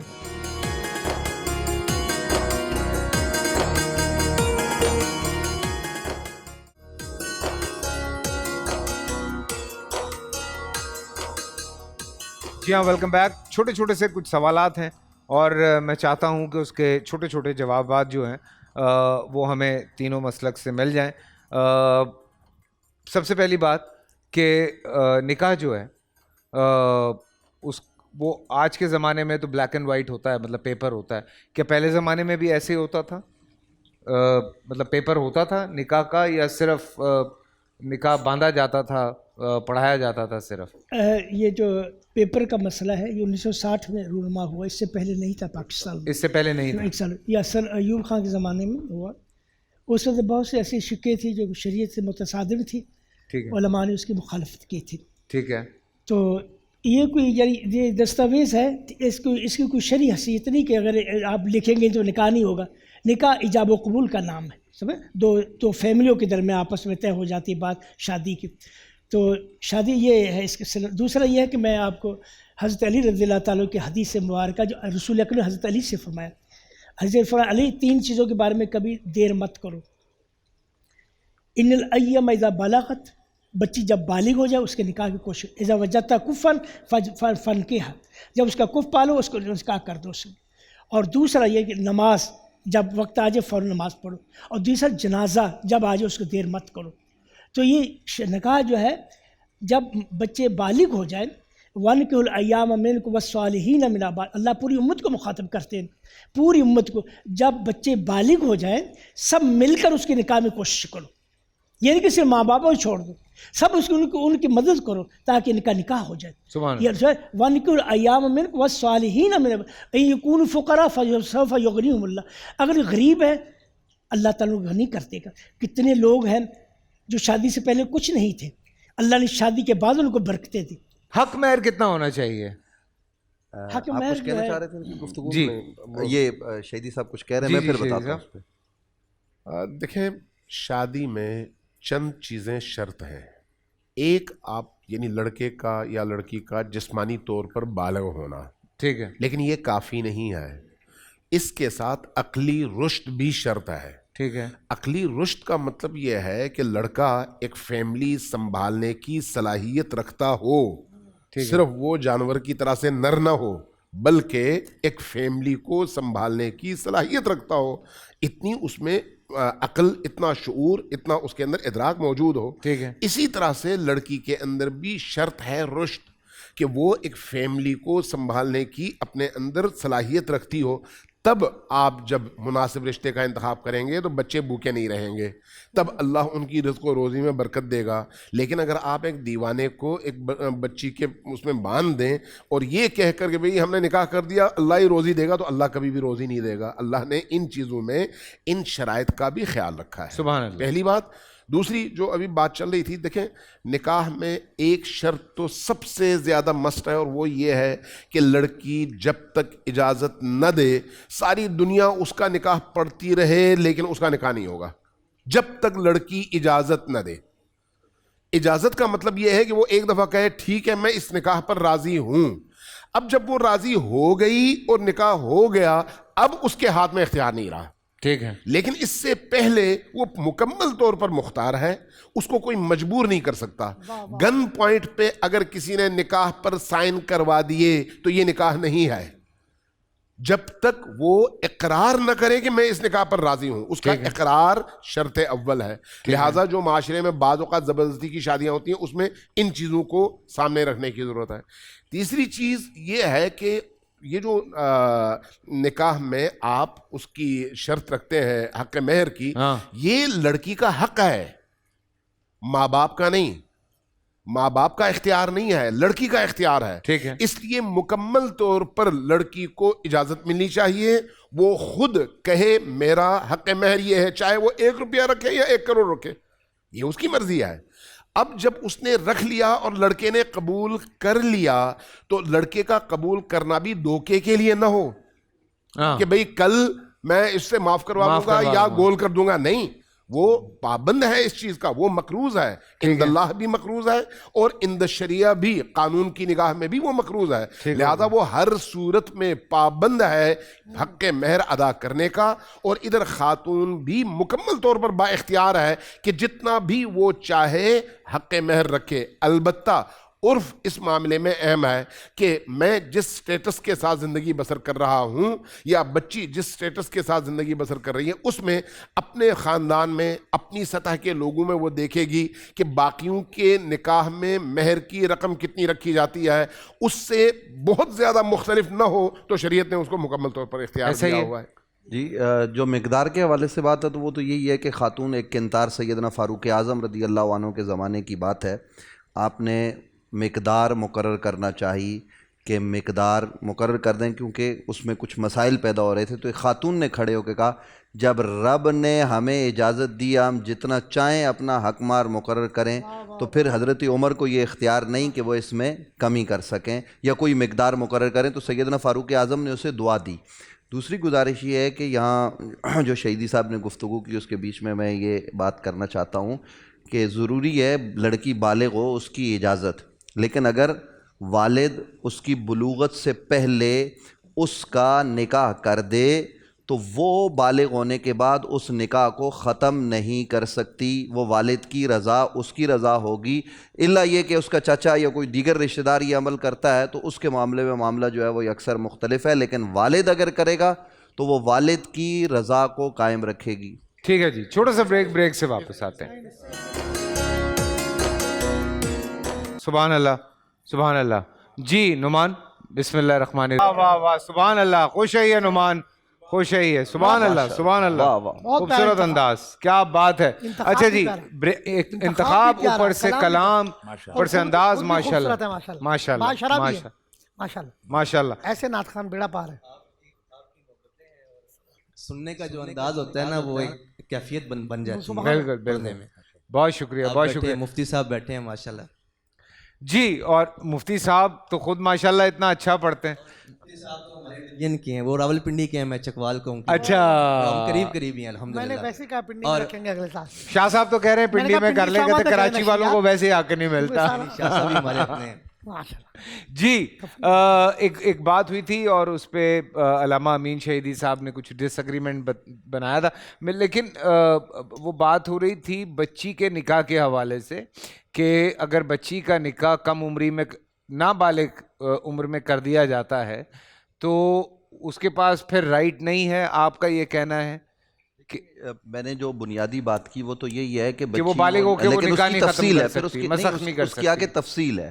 तफसील ये है कि एक बाप है, अगर वो चोर, डाकू, जानी इस तरह का है, 2 नंबर आदमी है, वो अगर करता है तो जाहिर है बच्ची को फिर इख्तियार है। और अगर वो बच्ची का निकाह कर देता है गैर कुफ में, ठीक है, तो फिर भी बच्ची उसको जो है ना वो बातिल कर सकती है। वो कहती है मैं नहीं करती, उसका इख्तियार है। कुफ में करे तो फिर जाहिर है वो बाप भी ठीक हो तो वो निकाह को उसका कायम रहेगा, बच्ची का फिर इख्तियार नहीं। जी शाह जी, इतना सा फ़र्क है कि अगर नाबालिग बच्ची का निकाह बाप अपनी मर्ज़ी से करे और बच्ची बालिग होने के बाद उसको कबूल करे तो निकाह नाफिज है, और अगर वो कबूल न करे तो निकाह फस्ख है। ये आप में, ठीक है, ये आप लोगों में। प्रोफेसर साहब ऐसा ही है? सिर्फ जब बालिग हो जाएगी तो देखा जाएगा उसको, जैसे तफसील जब बच्ची नहीं, अभी ये बात है कि नाबालिग बच्ची है जिसका निकाह उसके बाप कर दिया वालिद ने, और बालिग होने के बाद बच्ची कहती है कि नहीं मैं इस निकाह को नहीं मानती, तो अगर वो नहीं मानती तो क्यों नहीं मानती? वली का हक है, वली का हक है, वली कर सकता निकाह, ठीक है। तो अगर नहीं मानते उसकी दलील देना होगी, उसकी वजाहत देना होगी उसको। गुड। और दूसरी बात ये है कि जब जो महर के सिलसिले में बात हुई थी, मैं चाहता हूँ ये कंसेप्ट हमारे अहले ईमान के पास पहुँचना चाहिए।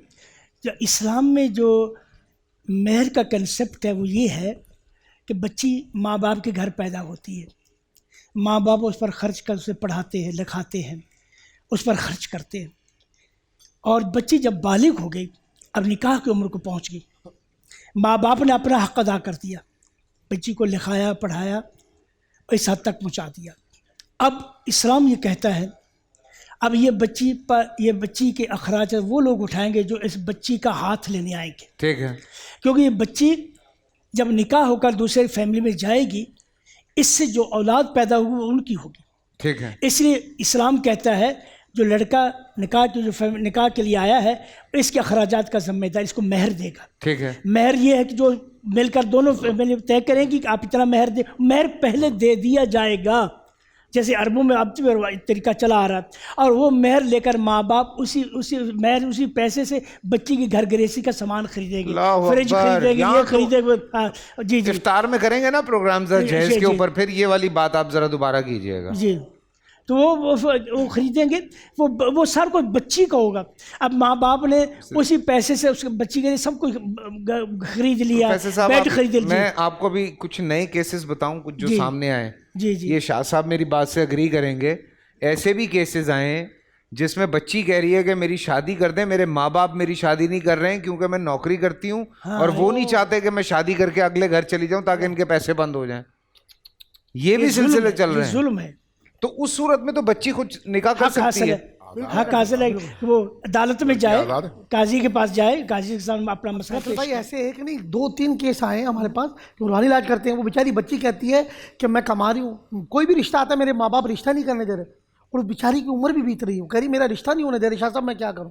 اب اندازہ لگائیں کہ اس دور میں ایسے ماں باپ بھی ہیں کہ جو بچی کی شادی نہیں ہونے دے رہے۔ شاہ صاحب آپ نے زیادہ جذباتی نہیں ہونا پھر، نہیں یہ تو جذباتی ہے سر، نہیں ہم اس کا دکھ دیکھیں بہن بیٹیوں کے معاملے میں، ہماری بھی بہن بیٹی ہیں، ان ظالم ماں باپ کو کہوں خدا رہا اگر بچی کما رہی ہیں ان کی شادی ہونے دیں یار، اللہ تعالیٰ آپ کو اور غیب کے خزانے وہ شادی کے بعد ہی آپ کی خدمت کر دیں گے۔ ہمارے پاس ہیں رضوان ہیں، یہ ہمارے نعمان میاں، اس کا گھر تو آباد میں اچھے بچے دے رہا ہوں آپ کو، ان کو تو تھوڑی سی اور بڑھانی پڑے گی ریس مبارک۔ ہاں اچھی بات ہے، نہیں کل سے فون آنا شروع ہو جائے بھائی وہ دیکھ کے شاہ صاحب ہیں، وہ دیکھ کے مسئلے مسائل حل کر دیں گے۔ شاہ صاحب نے شادی کی شرط میں ایک شرط کا اضافہ کر دیا کہ ان کی داڑیاں بڑی ہونی چاہیے۔ نہیں میں نے یہ کہا ہے کہ ذرا اور بڑے لگیں، تو نعمان بھی کتنے پیارے لگ رہے ہیں، یہ بھی انشاءاللہ اور اچھے پیار دی۔ نہیں انشاءاللہ اگلے سال آپ دیکھیے گا۔ اچھا جی، ایک اور میرا چھوٹا سا سوال ہے مفتی صاحب آپ سے، کہ کون کون سے ایسے رشتے ہیں جن سے بچی کا نکاح ہو سکتا ہے؟ مطلب آپ کے قریب کے رشتے ہوتے ہیں نا، جی جیسے ہو سکتا ہے یا نہیں ہو سکتا ہے، دیکھیں میں عرض کر رہا ہوں، وہ جن کا نہیں بتائیں گے ان سے نہیں ہو سکتا۔ جی، اگر چاول میں سے صفائی کرنے کے 2 طریقے ہیں کہ آپ جو زیادہ والے صاف چاول ہیں ان کو الگ کر دیں، یا وہ جو چھلکے والے ہیں ان کو الگ کر دیں، تو چونکہ چند ہوتے ہیں جو چھلکے والے ہوتے ہیں لہذا چھلکے والوں کو نکالا جاتا ہے، باقیوں کو نہیں نکالا جاتا۔ واہ واہ۔ اسی طرح قرآن نے محرمات کو بیان کیے، محرم رشتوں کو، کہ جن کے ساتھ شادی کرنا منع ہے، باقی اس کے علاوہ اوپن اجازت ہے۔ پھر فرمایا کہ اس کے علاوہ جتنے رشتے ہیں آپ ان سے شادی کر سکتے ہیں۔ تو وہ کون کون ہیں؟ محرم رشتوں میں سب سے پہلے باپ بیٹی سے نہیں کر سکتا، ٹھیک ہے، بیٹی باپ سے نہیں کر سکتی، اسی طرح بھائی بہن کا رشتہ نہیں ہو سکتا، اسی طرح سگی خالہ کے ساتھ بھانجے کا رشتہ نہیں ہو سکتا، ٹھیک ہے، اور اسی طرح پھوپھی کے ساتھ بھتیجے کا رشتہ نہیں ہو سکتا، ٹھیک ہے، اور اسی طرح اصل اور فروع میں نانی کے ساتھ دادی کے ساتھ یہ نواسے اور پوتے کا رشتہ نہیں ہو سکتا۔ اس کے علاوہ اللہ تعالیٰ قرآن مجید میں فرماتا ہے کہ اس کے علاوہ جو ہے نا آپ رشتے کرو۔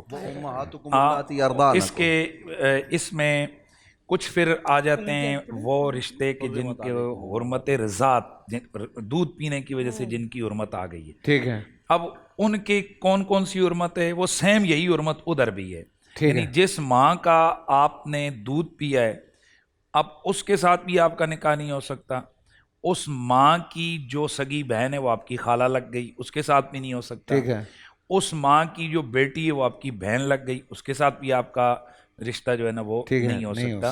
تو یہ اس حوالے سے باقی جو نکاح کی شرائط میں سے شرائط ہیں ان میں سے اسلام ہے، یعنی مسلمان کا غیر مسلم کے ساتھ نکاح نہیں ہو سکتا. اور یہ جو آج کل ہمارے ہاں یہ اہل کتاب کہا جاتا ہے، اہل کتاب آج کے دور میں ہے ہی نہیں ہے، کیونکہ اہل کتاب کی بنیادی تعریف یہ ہے کہ وہ جو آسمانی کتابوں کو الہامی کتاب مانتے ہوئے بے شک وہ اپنے نبی کے اوپر ایمان لائیں، یعنی وہ اپنا نبی جو حضرت موسیٰ، حضرت عیسیٰ، ان کو اپنا نبی مان. آج کے دور میں جتنے بھی اہل کتاب ہیں یہ تقریباً مشرک ہیں، یہ اہل کتاب نہیں ہیں، کیونکہ حضرت عیسیٰ علیہ السلام کو وہ اللہ کا بیٹا کہتے ہیں، حالانکہ اللہ تعالیٰ کا کوئی بیٹا نہیں ہے. اسی طرح یہود عزیر علیہ السلام کو اللہ کا بیٹا کہتے ہیں، حالانکہ اللہ کا کوئی بیٹا نہیں ہے. تو اس حوالے سے جو مشرک ہے پھر آپ کی مشرک کے ساتھ شادی نہیں ہو سکتی. اور اس کے علاوہ حضرت سیدنا فاروق اعظم رضی اللہ تعالیٰ عنہ نے امت کے شدید بھلے کے اندر اس کی ہزاروں خرابیوں کو دیکھتے ہوئے اسی لیے اس وقت بین لگا دیا تھا کہ آپ کسی اس وقت بھی کہ بھئی آپ یہ شادی نہیں کر سکتے ہیں، کیونکہ اس کی وجہ سے بہت ساری خرابیاں جو ہے نا وہ آ گئی تھیں جو یہود و نصارہ نے ان شادیوں کے ذریعے سے اسلامی عمارت کے اندر داخل ہو کر فراڈ اور فساد کرنا شروع کر دیا تھا. رشتوں کی وجہ سے انٹر ہوئے تو حضرت عمر نے بین کر دیا.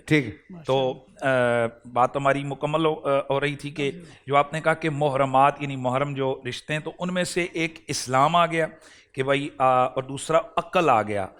جیسے پہلے بات ہوئی کہ پاگل کے ساتھ جو ہے نا، پاگل لڑکی اس کے ساتھ نہیں ہو سکتا، پاگل لڑکا اس کے ساتھ نہیں ہوگا.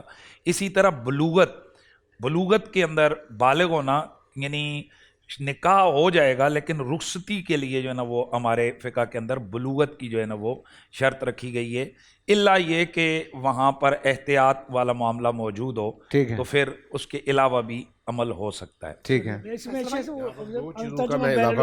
بہنوں کے ساتھ شادی نہیں ہو سکتی، اور پھوپھی اور بھتیجی کی ہو سکتی. اگر پھوپھی آپ کے گھر اس کی بھتیجی، دو بہنوں کے ساتھ ایک ساتھ شادی نہیں ہو سکتی. اور ترجمہ میں اور خالہ اور اس کی بھانجی کے ساتھ شادی نہیں ہو سکتی. اگر خالہ اس کی آپ کے پاس ہے، آپ اس کی بھانجی سے شادی نہیں کر سکتے. یہ اسی طرح ربائب ہے جو بچیاں، وہ تو کسی کے نکاح میں اگر کوئی عورت ہے تو اس کے ساتھ جب تک نکاح میں ہے تو نہیں ہو سکتی. اس طرح کی تو باتیں پھر بہت ضروری ہے. اور ربائب جو ہے وہ ربائب جو پیچھے سے آ رہے ہیں آپ کے پاس، بہت ضروری ہے کہ آج کل یہ بھی پتہ کریں، بلکہ پنجاب گورنمنٹ نے کر دیا ہے، سندھ میں بھی کہا گیا ہے کہ یہ بھی پتہ کریں کہ لڑکا جو ہے اللہ کے آخری نبی ہونے پہ ایمان رکھتا ہے یا نہیں. اس کو آج کل چھپایا جاتا ہے، پھر یہ رشتے بچتے بھی نہیں ہیں. یعنی کہ اللہ کا نبی، عقیدے کا درست ہونا، کہ اللہ کے نبی کو آخری نبی مانانا. پنجاب گورنمنٹ نے چودھری پرویز الوائی کو میں سلام پیش کروں گا، وہ جو سی ایم تھے، انہوں نے نکاح فارم میں یہ لکھا ہے، نکاح فارم میں یہ لکھا ہے کہ اس کو دیکھیں کہ وہ اہل ایمان ہے، قادیانی کے ساتھ نکاح نہیں ہو سکتا. تو وہ میرے خیال سے یہ لوگ تو اتنے ہیں بھی نہیں، لیکن چل رہا ہے نا، اس سے بڑے مسائل ہو رہے ہیں سر. یہ عقیدے کا بنیادی جو آپ کہہ رہے ہیں ایسا نارمل بھی نہیں ہے فیصل بھائی. بے شمار ہمارے سامنے ایسے کیسز آئے ہیں کہ محض جو قادیانی لڑکیاں ہیں انہوں نے مسلمان لڑکوں کے ساتھ شادی کر کے ٹریپ کر کے پھر ان کے عقیدے جو ہے نا وہ خراب کر دیے. اسی طرح بیرون ملک ویزوں کا جھانسا دے کر اور اعلیٰ نوکریوں کے حوالے سے پھر ان کے جو لوگ اعلیٰ افسر اور اعلیٰ عہدوں پر فائز ہیں وہ بہت سارے نوجوانوں کو اسی طرح سے ٹریپ کرتے ہیں کہ کہیں نوکری کے. یہ تو دیکھیں، یہ تو ایک ایسی بات ہے نا کہ وہ اب دنیا بھر میں ہم نے دیکھا ہے کہ وہ تو خیر کوئی بھی کسی سے شادی کر لیتا ہے، لیکن جو راہ حق پہ چلنا چاہ رہا ہے یہ باتیں صرف ان کے لیے ہیں اگر آپ انڈرسٹینڈ کریں تو. لیکن اس میں فیصل بھائی ایک بات ہے کہ اگر نکاح ہوگا تو نکاح نہیں ہوگا. کوئی نکاح کرتا ہے تو وہ نکاح باطل ہے، وہ نکاح نہیں ہو سکتا. کسی بھی ایسے آدمی سے لوگ مسئلہ پوچھتے ہیں جی وہ ہمارا نکاح ہو گیا کیا کریں، تو آپ کا نکاح ہوا ہی نہیں. ابھی حالیہ دنوں میں کراچی میں ایک کیس ہوا ہے تو وہ ہم نے بتایا، عدالت میں جا کے بتایا کہ یہ نکاح نہیں ہوا، نہیں مانتے، اور عدالت نے مان لیا ہماری بات کو، قبول. ٹھیک ہے جی شاہ صاحب. جو اب تک ان رشتوں کی بات ہوئی نا جن سے نکاح نہیں ہو سکتا، ان میں ایک چیز کا میں اضافہ کرتا ہوں. اگر ہمارے ہاں یہاں پر بعض اوقات بعض بیماریاں ایسی ہیں جن کا آپ ٹی وی پہ تذکرہ بھی نہیں کر سکتے. بالکل. اگر دو لڑکوں نے آپس میں بدفعلی کی ہے تو ایسی صورت میں اس کی بہن سے یہ لڑکا یا اس کی بہن سے وہ لڑکا ابد الآباد کبھی نکاح نہیں کر سکتا، حرام معبدہ ہے. ٹھیک ہے. جعفریہ یہ فقہ جعفریہ ہمارے نزدیک ایسا نہیں. اچھا نہیں ہمارے فقہ میں بھی ہمارے اہل سنت کے ہاں کوئی ایسی روایت نہیں ہے. گناہگار ہونا یہ گناہ ہونا یہ الگ بات ہے، لیکن یہ کہ اس کا رشتہ حرام یہ فقہ جعفریہ میں ہوگا، ہمارے ہاں نہیں. ٹھیک ہے. صحیح ہے.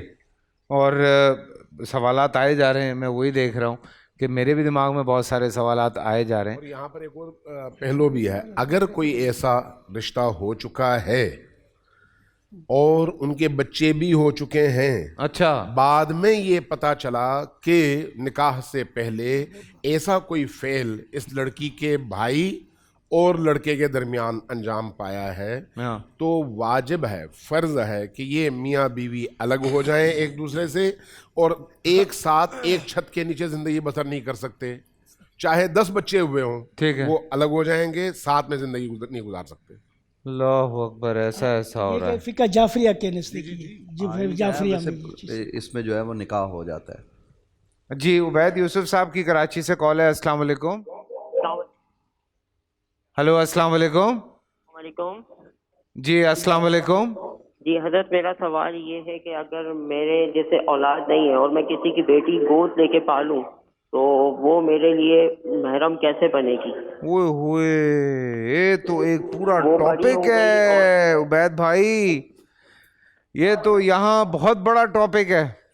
اس پہ تو اگر میں لڑکا لے کے پالوں تو وہ میری زوجہ کے لیے محرم ہو جائے گی یا وہ اگر اللہ اکبر, اللہ اکبر, اللہ اکبر. جی یہ سوال میں آپ تینوں کے حصے میں ڈال رہا ہوں, بلکہ ظاہر سی بات ہے آپ بھی بیچ میں ہی شامل ہیں.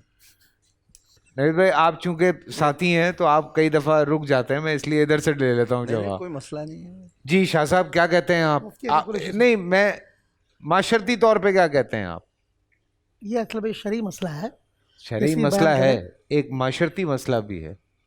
آپ معاشرتی طور پہ کیا کہتے ہیں اس بارے میں کہ کیا یہ اولاد نہیں ہو رہی, نہ عورت یا مرد کے ڈاکٹروں نے کہہ دیا اولاد نہیں ہو سکتی, تو وہ تو لے کے پال سکتے ہیں.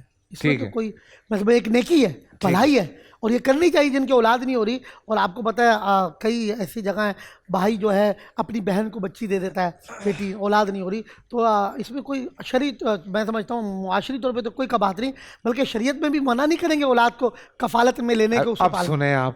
جی شاہ جی, دیکھیں اس میں 2 صورتیں ہیں کہ وہ لڑکا یا لڑکی جو ایڈاپٹ کی گئی ہے, بچہ یا بچی, وہ کدھر سے کی گئی ہے.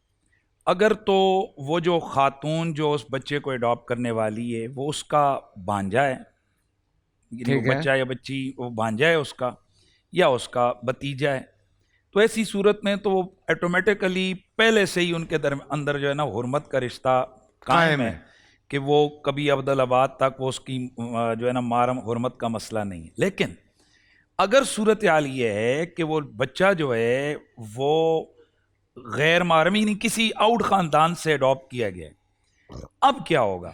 تو اس کے لیے یہ بالکل کلیئر سی بات ہے کہ جب وہ بچہ جوان ہوگا تو وہ اس جو بظاہر اس کی ماں ہے جس نے اڈاپٹ کیا ہے, لیکن یہ اس کے لیے حرمت جسے کہتے ہیں نا کہ اس کا حرمت والا رشتہ نہیں ہوگا. اس کا ایک طریقہ ہے, غیر محرم ہے اس کے لیے.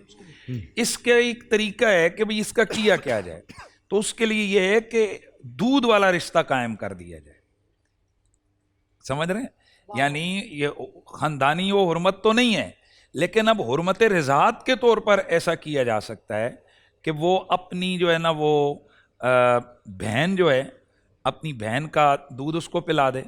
وہ جو اڈاپٹ کرنے والی ماں ہے وہ اس بچے کو اپنی بہن کا دودھ اس کو پلا دے, یا اس کے ساتھ ساتھ جو ہے نا وہ اپنی والدہ اگر وہ اس قابل ہے تو اپنی والدہ کا دودھ پلائے. رضائی طور پر وہ اس کا بھائی ہو جائے گا, لیکن اس حوالے سے ظاہر اور اگر ایسا کچھ بھی نہیں ہوتا تو پھر وہ غیر محرم ہے, اس کے لیے غیر محرم قرار دے دیا جاتا ہے. جی ظاہر ہے وہ شریعت کے یعنی کہ اس میں باقی احکام وہی ہوں گے. جی علامہ صاحب نے بڑی اچھی بات کی. صورتحال یہی ہے, اگر چونکہ یہ 2 طرفہ ہے, انہوں نے ایک طرف سے بات کی نا, مثلا اگر وہ بیٹا ہے تو وہ ماں سے دونوں طرف سے غیر محرم ہو جائے گا, بیٹی ہے تو وہ باپ سے غیر محرم ہو جائے گا. اس لیے اب یہاں پر کیا کیا جائے, چونکہ کسی بھی صورت میں 2 الگ الگ باتوں کو مکس نہیں کرنا چاہیے. ایک یہ ہے کہ پالنا کیسا ہے, اس میں کسی کو کوئی اختلاف نہیں ہے, پالنا چاہیے, ان کی تربیت کرنی چاہیے, کفالت کرنی چاہیے, ثواب کا کام ہے, اللہ راضی ہوتا ہے, یہ سب کچھ ٹھیک ہے. لیکن بلوغت کے بعد آیا محرمیت کا رشتہ بھی قائم ہو سکتا ہے؟ نہیں, جب تک شرعی رستہ تلاش نہ کیا جائے اس وقت تک بلوغت کا رشتہ وہاں پر اس کا حرمت کا، محرمیت کا رشتہ اس وقت تک قائم نہیں ہو سکتا. اب یہاں پر حیلۂ شرعی تلاش کیا جا سکتا ہے، لیکن وہ ہر جگہ قابل عمل نہیں ہے. بعض صورتوں میں قابل عمل ہے، جیسے ابھی انہوں نے بیان فرمایا، جیسے رضاعت کا مسئلہ ہے. اب ایک خاتون نے بچی اڈاپٹ کی ہوئی ہے یا بچہ اڈاپٹ کیا ہوا ہے، خود ان کا تو دودھ نہیں ہے، ان کی بہن بھی نہیں ہے جی، اب ماں وہ بھی اس عمر میں ظاہر ہے دودھ والی نہیں ہے، تو کیا کیا جائے؟ تو یہاں پر اس طرح کی صورت میں وہ شوہر کے لیے نامحرم ہی ہے اگر بچی ہے، اور اگر لڑکا ہے تو بالغ ہونے کے بعد ماں کے لیے نامحرم ہی ہے. ٹھیک ہے، اس کا سیم ہی ہو گیا. ہاں سیم ہے، سیم ہی ہو گیا. ایسا ہی ہے پروفیسر صاحب. حیلۂ شرعی کے طور پر ایک رستہ ہے، اگر لڑکی ہو، ٹھیک ہے، لڑکی اور یہ جوڑی ماں اور بیٹی کی، یہ جو میاں بیوی ہیں، یہ اس کو اڈاپٹ کر لیں. اب وہ رشتہ، یہ جو بچی ہے کب نامحرم بنے گی؟ بالغ ہوگی تو. بالغ ہوگی. کس کے لیے نامحرم ہوگی؟ باپ کے لیے. باپ کے لیے. باپ اگر اپنے باپ سے اس کا نکاح کر دے. اچھا، یہ شرعی کی بات کرو. اگر اپنے باپ سے اس کا نکاح کر دے، بچی بالغ ہونے کے بعد وہ اس کو طلاق دے دے. ٹھیک ہے. یہ جو طلاق ہو گیا تو اس کے بعد شاہ صاحب یہ بڑا کمپلیکیٹڈ ہے. میں حیلۂ شرعی کی بات کر رہا ہوں، حیلۂ شرعی کی بات کر رہا ہوں بھائی. اگر فرض کریں بچی کا باپ سے نکاح ہو گیا، باپ 80 سال کا بوڑھا ہے، بچی جو ہے ابھی 13 سال کی ہے. نہیں ابھی تو بالغ نہیں ہوئی نا، وہ اڈاپٹ کرنے کے موقع کی بات ہو رہی ہے. اچھا، ٹھیک ہے. اگر دونوں کے درمیان آپ نے نکاح کر دیا، جیسے قبل از بلوغ نکاح کا عمل ہوتا ہے، ٹھیک ہے، اس کے بعد طلاق ہو گئی، تو طلاق ہونے کے بعد اب رشتے کے اعتبار سے یہ بچی اگرچہ نابالغ ہے لیکن رشتے کے اعتبار سے اپنے اس باپ کے لیے محرم ہے. لہذا بالغ ہونے کے بعد اگر وہ اس رشتے پر راضی تھی تو یہاں پر محرمیت کی صورت نکل سکتی ہے. ٹھیک ہے، ورنہ جو ہے کوئی صورت نہیں نکلتی. اچھا، ایک اور سوال، ایک اور کالر ہیں جی، لیکن اس سے میرا بھی ایک بڑا امپورٹنٹ سوال تھا. علی شاہ صاحب السلام علیکم. علی شاہ صاحب السلام علیکم. یہ محمد علی شاہ ہیں، وہ علی شاہ ہیں جی. السلام علیکم. وعلیکم السلام. سر میں کراچی سے بول رہا ہوں، علی شاہ. جی میں بھی کراچی سے بول رہا ہوں. میرا سوال یہ ہے کہ ویڈیو کال پہ نکاح ہو سکتا ہے؟ بھائی جلدی بتا دیں، یہ تو آسان سا سوال ہے. ویڈیو کال پہ نکاح ہو سکتا ہے؟ نہیں، نکاح کے لیے وہاں ایجاب اور قبول ہونا لازمی ہے کہ آمنے سامنے ہو، لیکن اس میں ہمارے ہاں ایک اصطلاح استعمال ہوتی ہے نکاح فضولی، اور وہ یہ ہے کہ اس کا کوئی ولی دو گواہوں کی موجودگی میں اس کو ایجاب قبول کر لے اور بعد میں وہ اس کو سامنے رکھ کر ایجاب قبول کر لے تو نکاح ہو جائے. ٹھیک ہے، صحیح. نکاح چاہے ٹیلی فون پر ہو، چاہے ویڈیو کے سامنے ہو، اگر لڑکی راضی ہو، ٹھیک ہے، لڑکا بھی راضی ہو، نکاح خان کو دونوں اجازت دے دیں، ایک افریقہ میں ہو اور ایک کراچی میں ہو تو کوئی حرج نہیں ہے. نکاح پڑھنے والا پڑھ دے گا، دونوں ایک دوسرے کے محرم ہو جائیں گے. ٹھیک ہے. پروفیسر صاحب جی میں اپنے نکاح ہو جائے گا، نکاح ہو جائے گا، کیونکہ حبیبہ کا نکاح نجاشی نے حبشہ سے رسول اکرم صلی اللہ علیہ وسلم کیا تھا. اس میں گواہ ہونا لازمی ہے. گواہ ہونا ضروری ہے، اور یہی جو جس کا نکاح کیا اس کے بارے میں ہونا چاہیے وہی یاد، دونوں فیملیاں بیٹھی ہوں. مفتی صاحب نے بھی یہ کہا، تینوں نے اسی بات، تینوں مسلک ایک ہی بات پہ متفق ہیں کہ نکاح ہو جائے گا، لیکن ولی کا ہونا یا گواہان کا ہونا، گواہ کا ہونا بہت ضروری ہے. ایک چھوٹا سا میرا آخری سوال ہے کہ سید جو ہیں وہ غیر سید کے ساتھ شادی کر سکتے ہیں؟ دیکھیے اس پہ بہت لڑائیاں ہوتی ہیں بھائی. یہ میرا آخری سمجھ لیں کہ وہ تھا بس. میں عرض کرتا ہوں، مسئلہ یہ ہے کہ ہم نے لڑائی نہیں کرنی. گزارش صرف اتنی سی ہے کہ سیدی حضرت تاجدار گولڈا پیر مہر علی شاہ رحمۃ اللہ تعالی علیہ، آپ نے بڑی وضاحت کے ساتھ اب یہ بات لکھی ہے، کیونکہ سادات کا کف سادات ہیں، اس لیے سادات کا نکاح سادات میں ہی ہونا چاہیے، ان کا غیر سادات میں نکاح نہیں ہونا چاہیے. اور ہاں، اس میں عرف کا بڑا عمل دخل ہوتا ہے. جیسے کراچی ہے، بہت سارے علاقے ہیں جہاں سادات کرتے ہیں تو وہاں تو ٹھیک ہے، لیکن بہت سارے علاقے ایسے ہیں جہاں سادات کا یہ عرف ہے، صرف سادات کا نہیں. اب ہمارا خاندان ہے، اب عباسی ہیں، ہم الحمدللہ غیر میں نہیں کرتے، تو اب وہ سادات اپنے اندر ہی کرتے ہیں تو کوئی مطلب اس میں حرج کی بات نہیں. آپ ان کو زور زبردستی کیوں کرتے ہیں کہ وہ آپ کو رشتے دیں؟ وہ آپس میں کرتے ہیں, کف میں کرتے ہیں. میں اپنے لیے تھوڑی پوچھ رہا ہوں. نہیں میں آپ کی بات. اچھا اس میں فیصل بھائی دو چیزیں. ایک میری بیوی گھر پہ دیکھ رہی ہوگی کہ یہ کیوں پوچھ رہے اتنے غور سے اس بارے میں. ہاں جی, ایک فقہی مسئلہ ہے, وہ تو ماشاءاللہ مفتی صاحب نے بتا دیا ہے, اور اس میں ایک اعتقادی مسئلہ ہے. اعتقادی مسئلہ یہ ہے کہ نبی علیہ السلام کا جو خون ہے اس کا ادب ہم پر لازم ہے. بے شک. تو جب آپ کسی سید زادی کو, سیدہ زہرا کے خون کو اپنے گھر میں لائیں گے تو آپ اس کی کما کو تعظیم احترام کا لحاظ نہیں کر پائیں گے. ٹھیک ہے. اور اگر کر بھی پائیں تو یہ جو نکاح ہوتا ہے بنیادی طور پر یہ نکاح بقائے نسل انسانی کے لیے یہ جائز ہوا ہے, وگرنہ اس نکاح میں یا شادی میں, جس کو وطی کہتے ہیں, عورت اپنی انسلٹ محسوس کرتی ہے. یعنی کسی کا فراش بننا یہ عورت کے لیے انسلٹ ہوتی ہے. یہی وجہ ہے کہ کسی کو جب گالی دی جاتی ہے تو وہ اس عمل کے ساتھ دی جاتی ہے کیونکہ اس میں اس کی انسلٹنگ ہے. تو اب نبی علیہ السلام کا جو خون ہے, ذرا ہم ہر بندہ یہ غور کرے, یعنی ادب کی حوالے سے, اعتقادی والے سے, کہ وہ کیا اس خون رسول کا احترام, ادب اور وہ سادات کا لحاظ رکھے گا. اور باقی جو اصل مسئلہ کف کا ہے, تو کف کا تو وہ اہل حدیث ہوں, ہم سارے حناف ہوں, ہمارے یہاں بڑا کلیئر کٹ مسئلہ ہے کہ لا نکاح الا فی الاکفاء. تو کف کا دار و مدار عرف پہ, تو ہمارا ہر علاقے کا جو عرف ہے اس کا اعتبار ہوگا. ٹھیک ہے. ہمارے راول پنڈی, کشمیر ڈویژن, ہمارا پورا جو ہے, بلکہ بہت سارے سندھ کے علاقے ہیں کہ جہاں پر یہ غیر سادات اس کو اپنی انسلٹ سمجھتے ہیں اور وہ پورے خاندان کی دل آزاری کا باعث ہوتا ہے. ٹھیک ہے. تو ہم سارے کام چھوڑ کر ایک ایسا ہی کام کیوں کریں کہ جس سے اولاد رسول کی دل آزاری ہو, اجتناب کرنا چاہیے. سبحان اللہ. اور اذان فجر کا وقت ہو گیا ہے, وہ چل کے اذان فجر سنتے ہیں اور اس کے بعد پھر آ کے ایک چھوٹی سی دعا.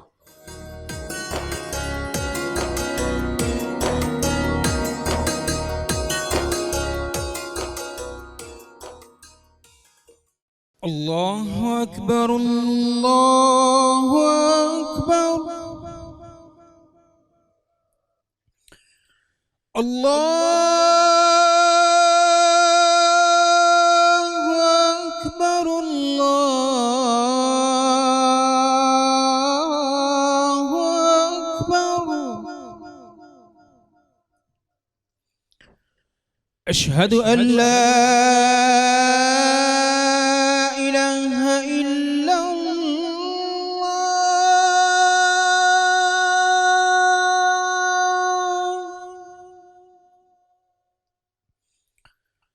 أشهد أن لا إله إلا الله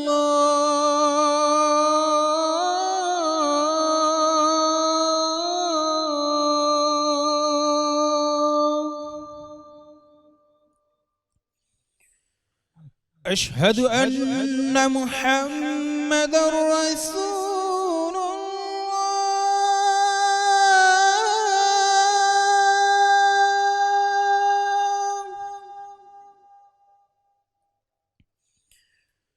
أشهد أن محمد رسول الله.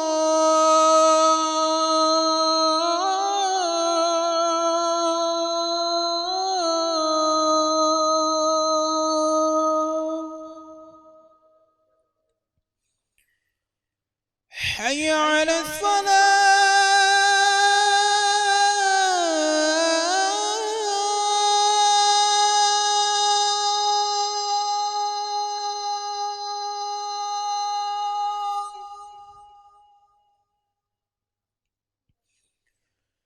حي على الصلاة.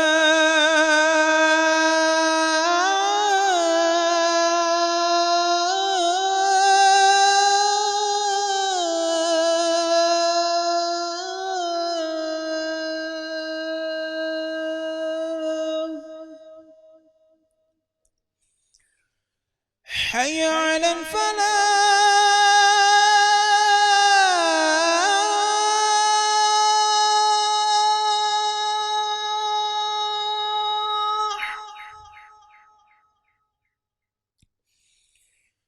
حي على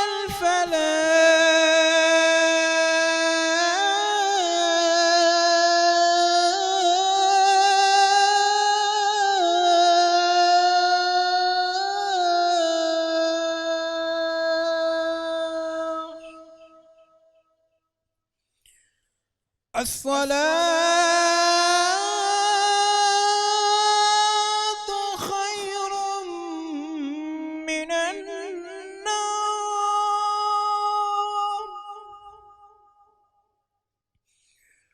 الصلاة خير من النوم.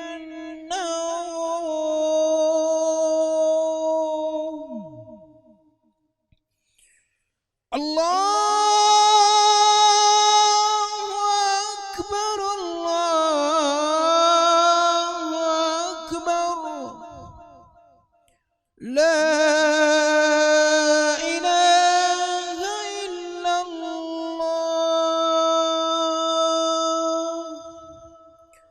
اللهم رب هذه الدعوة التامة والصلاة القائمة آت محمدا الوسيلة والفضيلة والدرجة الرفيعة وابعثه مقاما محمودا الذي وعدته وارزقنا شفاعته يوم القيامة إنك لا تخلف الميعاد. بسم اللہ الرحمن الرحیم.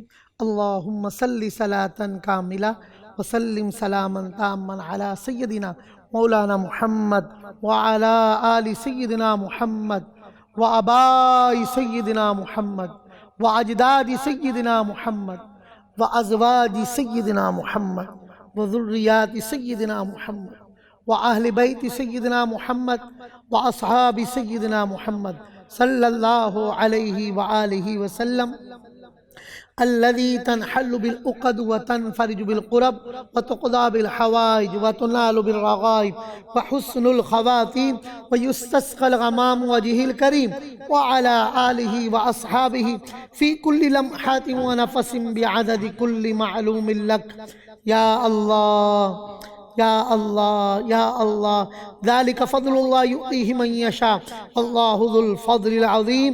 اے کریم پروردگار ماہ رمضان کی ہماری عبادات قبول فرما. آمین. اے پیارے اللہ عشرہ رحمت جس کا آج آخری دن ہے، اے کریم اللہ ہماری خالی جھولیوں کو اپنی رحمتوں سے بھر دے. آمین. ہم گناہ گاروں کو اپنی رحمت کی آغوش میں لے لے. آمین. ہم گناہ گاروں پر رحمت بھری نگاہ ڈال دے. ہو نگاہ کرم تیرے بندے ہیں ہم، رکھ ہمارا بھرم تیرے بندے ہیں ہم. ایک گناہ گار کا ایک سیاہ کار کا مولا رکھ لے بھرم تیرے بندے ہیں ہم.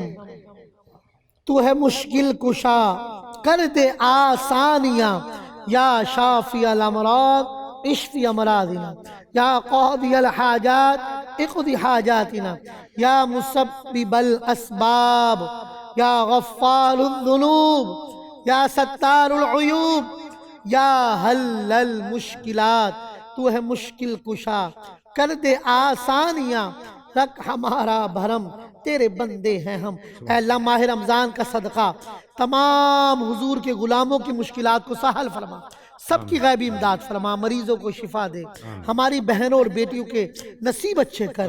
اے اللہ ہمارے نکاح شادییں شریعت مطہرہ کے مطابق ہوں. کریم اللہ طلاق کی لعنت سے یا اللہ اس ہمارے گھروں کو ہماری بہنوں بیٹیوں کو محفوظ فرما. اللہ یہ رشتے قائم رہیں، محبتوں میں اضافہ فرما، حج بیت اللہ سے مشرف فرما.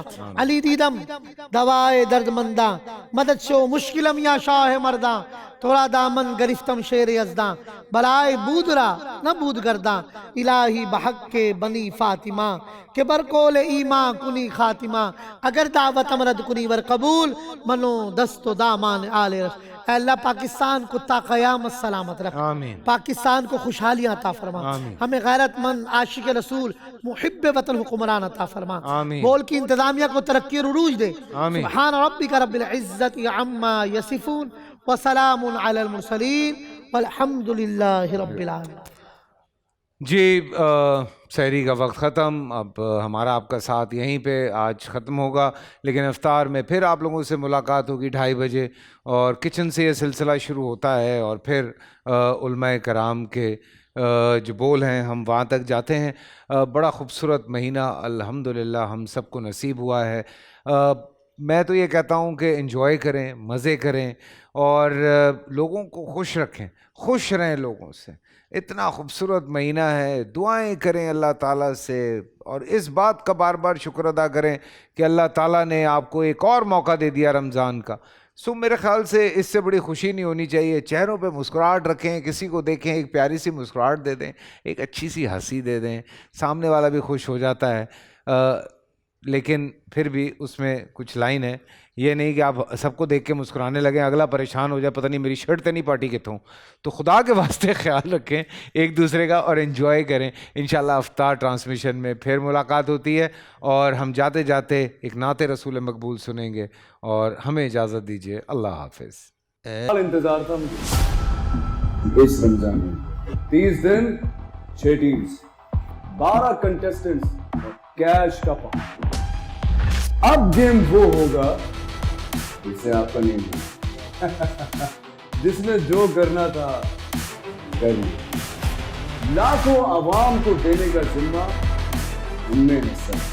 شور گونجے گا ہر گلی نکڑ اور دکان. رمضان لیگ بنے گی آپ کی پہچان. نعرہ لگے گا تو پارا چڑھے گا.